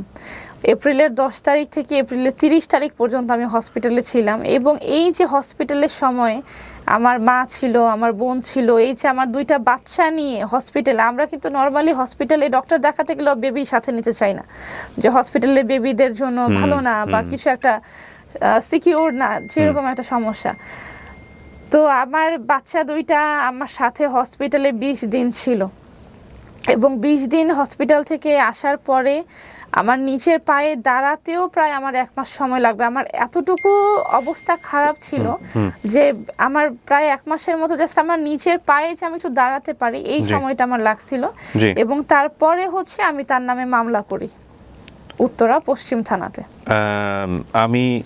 এটা তো এপ্রিলের ঘটনা। জি, এপ্রিলের ঘটনা। আপনি মামলা করলেন কোন মাসে? মামলা করেছি হচ্ছে আমি মে মাসের মনে হয় 22 তারিখের দিকে মামলা করেছি।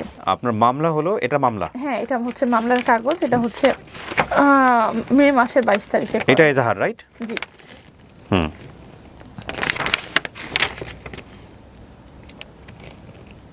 জি, এখানে মামলার চার্জশিট হয়েছে কি? চার্জশিট না, চার্জশিট এখনো হয় নাই, কিন্তু মামলায় আপনি আসামির নাম দিয়েছেন হচ্ছে আপনার এক্স হাজব্যান্ড রনি, ইউনুস, আলামিন এবং অজ্ঞাত একজন কর্মচারী ওনারা। মামলা হচ্ছে আপনার নারী ও শিশু নির্যাতন দমন আইন 2000 সংশোধিত 2020 যৌতুকের দাবিতে মারপিট করিয়া গুরুতর জখম করত সহায়তার অপরাধ। এখানে তো সে যে আমাকে খুন করতে আসছে, সেটা আমাকে মানুষ বলতেছে আপনাকে খুন করছে কোনো কারণ আছে, তো কারণটা কিন্তু এগুলোই। তার সাথে আমার বনিবনা হচ্ছে না, সে আমার কাছে টাকা চাচ্ছে, সব মিলিয়েই তো সে আমার কাছে হচ্ছে আমাকে খুন করার চেষ্টা করে। সো এটাই কিন্তু হচ্ছে মামলাতে লেখা হয়েছে। জুন, জুলাই, আগস্ট, সেপ্টেম্বর ওনাকে অ্যারেস্ট করা হলো কোন মাসে? তাকে একবারও অ্যারেস্ট করা হয়নি, তার ধারের কাছেও পুলিশ যেতে পারে নাই। আমরা শুনেছি যে উনি জেল খেটে এসেছেন এই মামলায়, মানে শোনা কথা, বিভিন্ন জায়গায় লেখালেখি হচ্ছে ফেসবুকে যে উনি নাকি জেল খেটে এসেছেন। ও তাকে ধরাই হয়নি, একদম তাকে ধরাই হয়নি, পুলিশ তার ধারের কাছেও যেতে পারে নাই। তার যেহেতু তার পরিচয়টা তো এখন আমি বলিনি, তার পলিটিক্যাল একটা ব্যাকগ্রাউন্ড আছে। কি ব্যাকগ্রাউন্ড বলেন তো? পলিটিক্যাল আমরা শুনি, আমাদের একটু শুনতে হবে পলিটিক্যাল ব্যাকগ্রাউন্ড। পলিটিক্যাল ব্যাকগ্রাউন্ড হচ্ছে তারা হচ্ছে দক্ষিণখানের স্থানীয়। তার বাবা হচ্ছে বিএনপির নেতা, বিএনপির নেতা ইসমাইল হোসেন।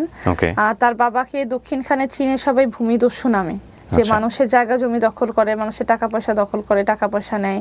বিএনপির যে একটা পাওয়ার, নেতা হওয়ার যে পাওয়ার, সে নাকি সভাপতি, নেতা, এরকম কিছু, লিস্টেড মেম্বার বিএনপির, এক কথায় সে লিস্টেড মেম্বার। এই একটা বিএনপির একটা বাবার সাপোর্ট তারা আছে। এটা আপনি মনে করছেন? এটা সত্যি কথা, আমি মনে করছি না। সত্যি বলতে সে পাওয়ার আছে, এই পাওয়ারের কারণেই হচ্ছে সে এই নারী নির্যাতনের কেসে জামিন হয় না, যেটা সবাই জানে। এই পাওয়ার দেখিয়ে সে জামিন নিয়ে বসে আছে, তাকে এই পর্যন্ত পুলিশ ধরতে পারে। কি হয়েছে আমাকে একটু বলেন তো, মামলাটা করার পরে আপনি লিগ্যালি কি ফেস করেছেন? মামলা করার পরে তো তাকে পুলিশ বলেছে তাকে ধরবে। মামলা করার পরে হচ্ছে সে অগ্রিম জামিন নিয়ে বসে আসছে। তখন আমি বললাম যে আমার উকিল তো বলেছে যে এই কেসে জামিন হয় না। তখন পুলিশ বলছে দেখেন, সে যদি জামিন নিয়ে বসে থাকে আমাদের কিছুই করার নেই, এখানে আমাদের কোনো পাওয়ার নেই, আগে তার জামিন শেষ হবে তারপরে আমি তাকে ধরবো। অগ্রিম জামিন নিয়ে বসে আছে সে। অগ্রিম জামিনটাই তো সে নিয়েছে মন্ত্রী মিনিস্টার ধরে, তার বাবার যে নেতা, বিএনপির নেতা ধরে, এবং সে নিজে তাকে তাকে তার বাবাকে, তার ফ্যামিলিকে এক নামে দক্ষিণখানে সবাই চিনে, একটা সন্ত্রাসী ফ্যামিলি হিসাবে।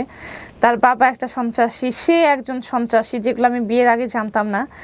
যে রনি, তার নামে প্রায় দক্ষিণখান থানায় এবং উত্তরা পশ্চিম থানায় নাকি 5 থেকে 600 মামলা আছে। কোন রনি? আপনার হাজবেন্ড? আমার হাজবেন্ড রনি, তার নামে 5 থেকে 600 মামলা আছে, এবং এই মামলাগুলো হচ্ছে অস্ত্রের মামলা।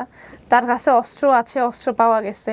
5 থেকে 600 মামলা। এগুলো যদি আসলে মানুষ চেষ্টা করে, আমার মনে হয় বের হবে। এগুলো আপনি জেনেছেন কিভাবে? এগুলো আমি জেনেছি তার এলাকার মানুষের কাছ থেকে। কিন্তু এগুলো আপনি প্রমাণ পেয়েছেন কখনো? প্রমাণ পেয়েছি, তারা তো 100, তারা যেহেতু তার এলাকার মানুষ, তারা এর ভুক্তভোগী, ভুক্তভোগীরাই আমাকে হচ্ছে এই ইনফরমেশনগুলো দিয়েছে। আমি বলবো যে আপনি যেহেতু মিডিয়া ফেস করছেন, মানে আপনি যে বক্তব্যগুলো দিচ্ছেন সেগুলোর বক্তব্যের প্রেক্ষাপটে ওনারও বক্তব্য দেওয়ার সুযোগ আছে না। We will invite him actually. এখন পর্যন্ত আমরা যোগাযোগ করতে পারিনি। সো মানে কোনো কিছু মিথ্যা বললে আপনার জায়গাগুলো কিন্তু দুর্বল হয়ে যাবে, সেই জন্যই বলতে চাচ্ছি আমি। মানে আপনি এগুলো জেনেছেন, কিন্তু এগুলো অনেক বড় ধরনের অ্যাকিউজিশন, অনেক বড় ধরনের অভিযোগ। ভাই, আমার একটা কথা ছিল। জি বলেন। আপনারা তাকেও ডাকবেন ডেফিনেটলি। আপনার বক্তব্য প্রচার হওয়ার পরে যদি আপনি যাকে যাকে অভিযোগ করেছেন এখানে, কেউ যদি বক্তব্য দিতে চায় এখানে এসে যে না আমারও কিছু বলার আছে, আমরা তো তাকে বন্ধ করতে পারবো না। আমরা বন্ধ করাটা উচিত হবে না। এখানে ধরেন আপনি প্রথম আলোতে রিপোর্ট করে আসছেন না, চ্যানেল আই আপনি দেখলাম একটা রিপোর্ট করেছেন। এখন এটা তো একপাক্ষিক বক্তব্য। এই বক্তব্যের প্রেক্ষাপটে যদি উনি গিয়ে চ্যানেল আইকে বলে বা প্রথম আলোকে বলে যে আমারও তো বক্তব্য আছে, আমার বক্তব্যগুলো শোনান আপনারা, সেটা তো বাংলাদেশের আইন অনুযায়ী, মিডিয়া পলিসি অনুযায়ী ডেফিনেটলি এটা তার বক্তব্য প্রচার করতে হবে, প্রচার করবে অবশ্যই। আমি যতটুকু জেনেছি যে এখানে যার নামে বিচার আসে তার কোনো কথা শোনা হয় না, বা এরকম কিছু একটা আমি শুনেছি। যার নামে বিচার আসে? যার নামে বিচার আসে বলতে যেমন এখন আমি ভিকটিম, আমি তো রনির নামে কথাগুলো বলতে আসছি। সো রনির এখানে কথা বলার বা রনিকে ইনভাইট করার কোনো নিয়ম নেই, বা আমি যতটুকু জেনেছি। না, কিন্তু এটা আপনি তো তার বিরুদ্ধে অভিযোগ দিচ্ছেন, সেও তো তাকে আসামি পক্ষকে বক্তব্য দিতে দিবেন না আপনি কোনো?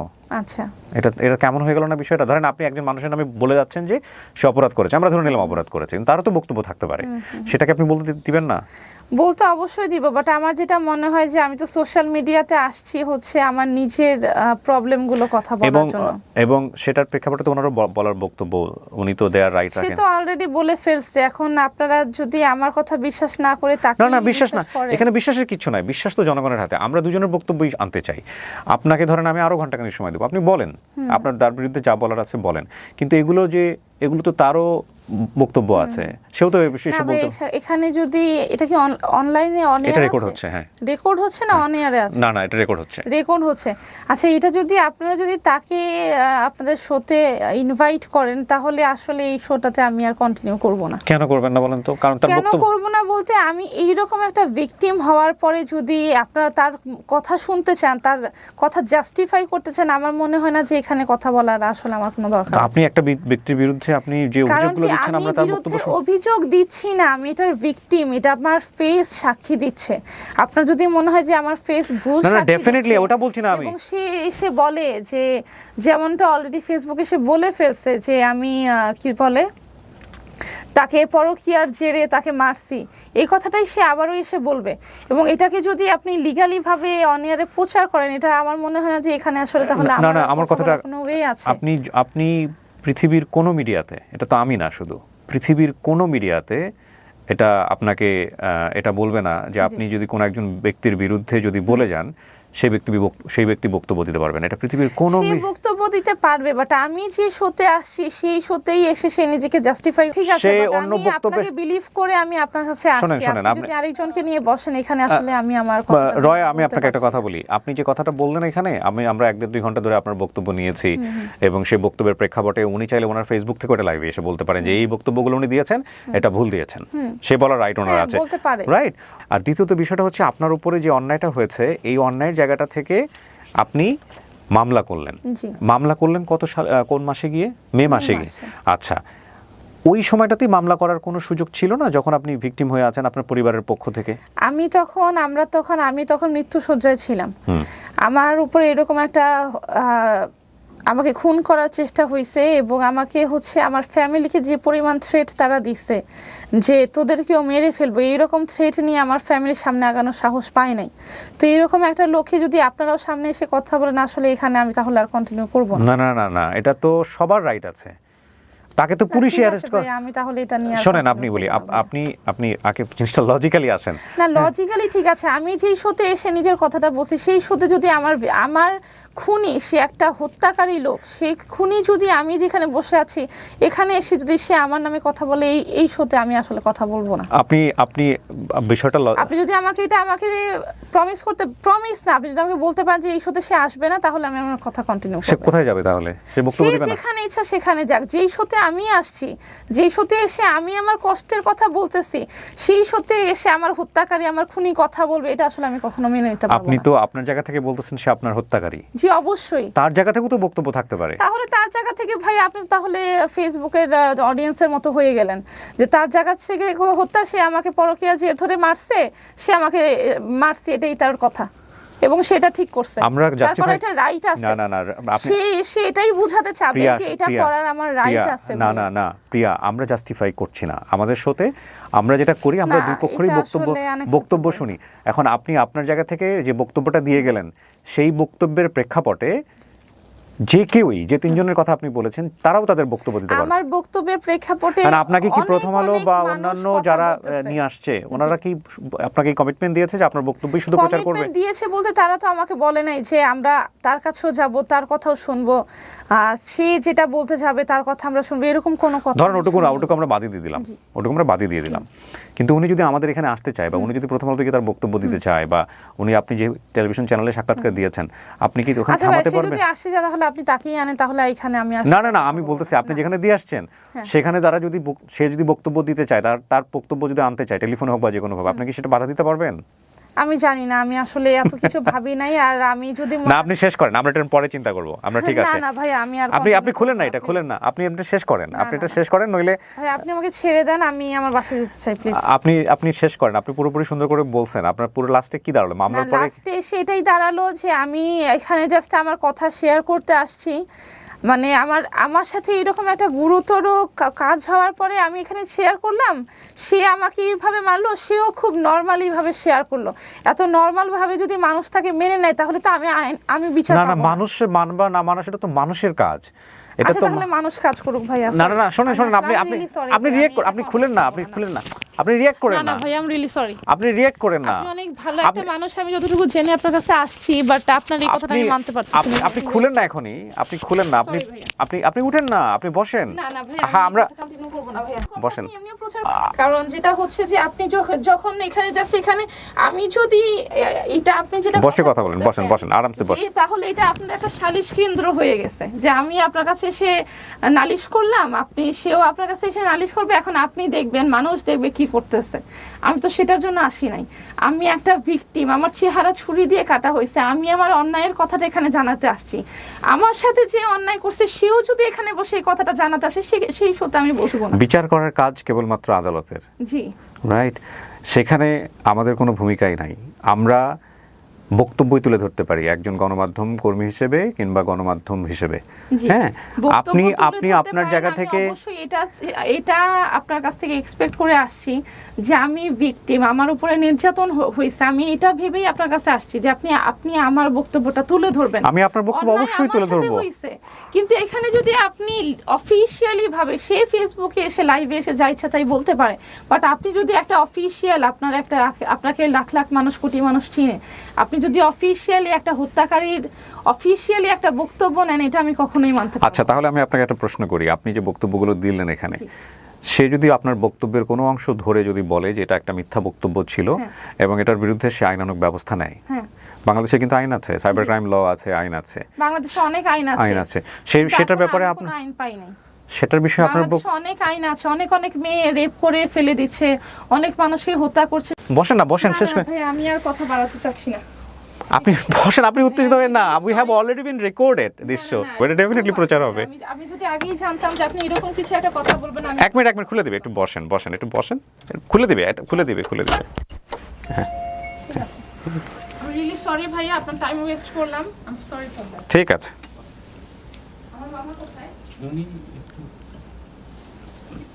উনি বাহিরে গেছে।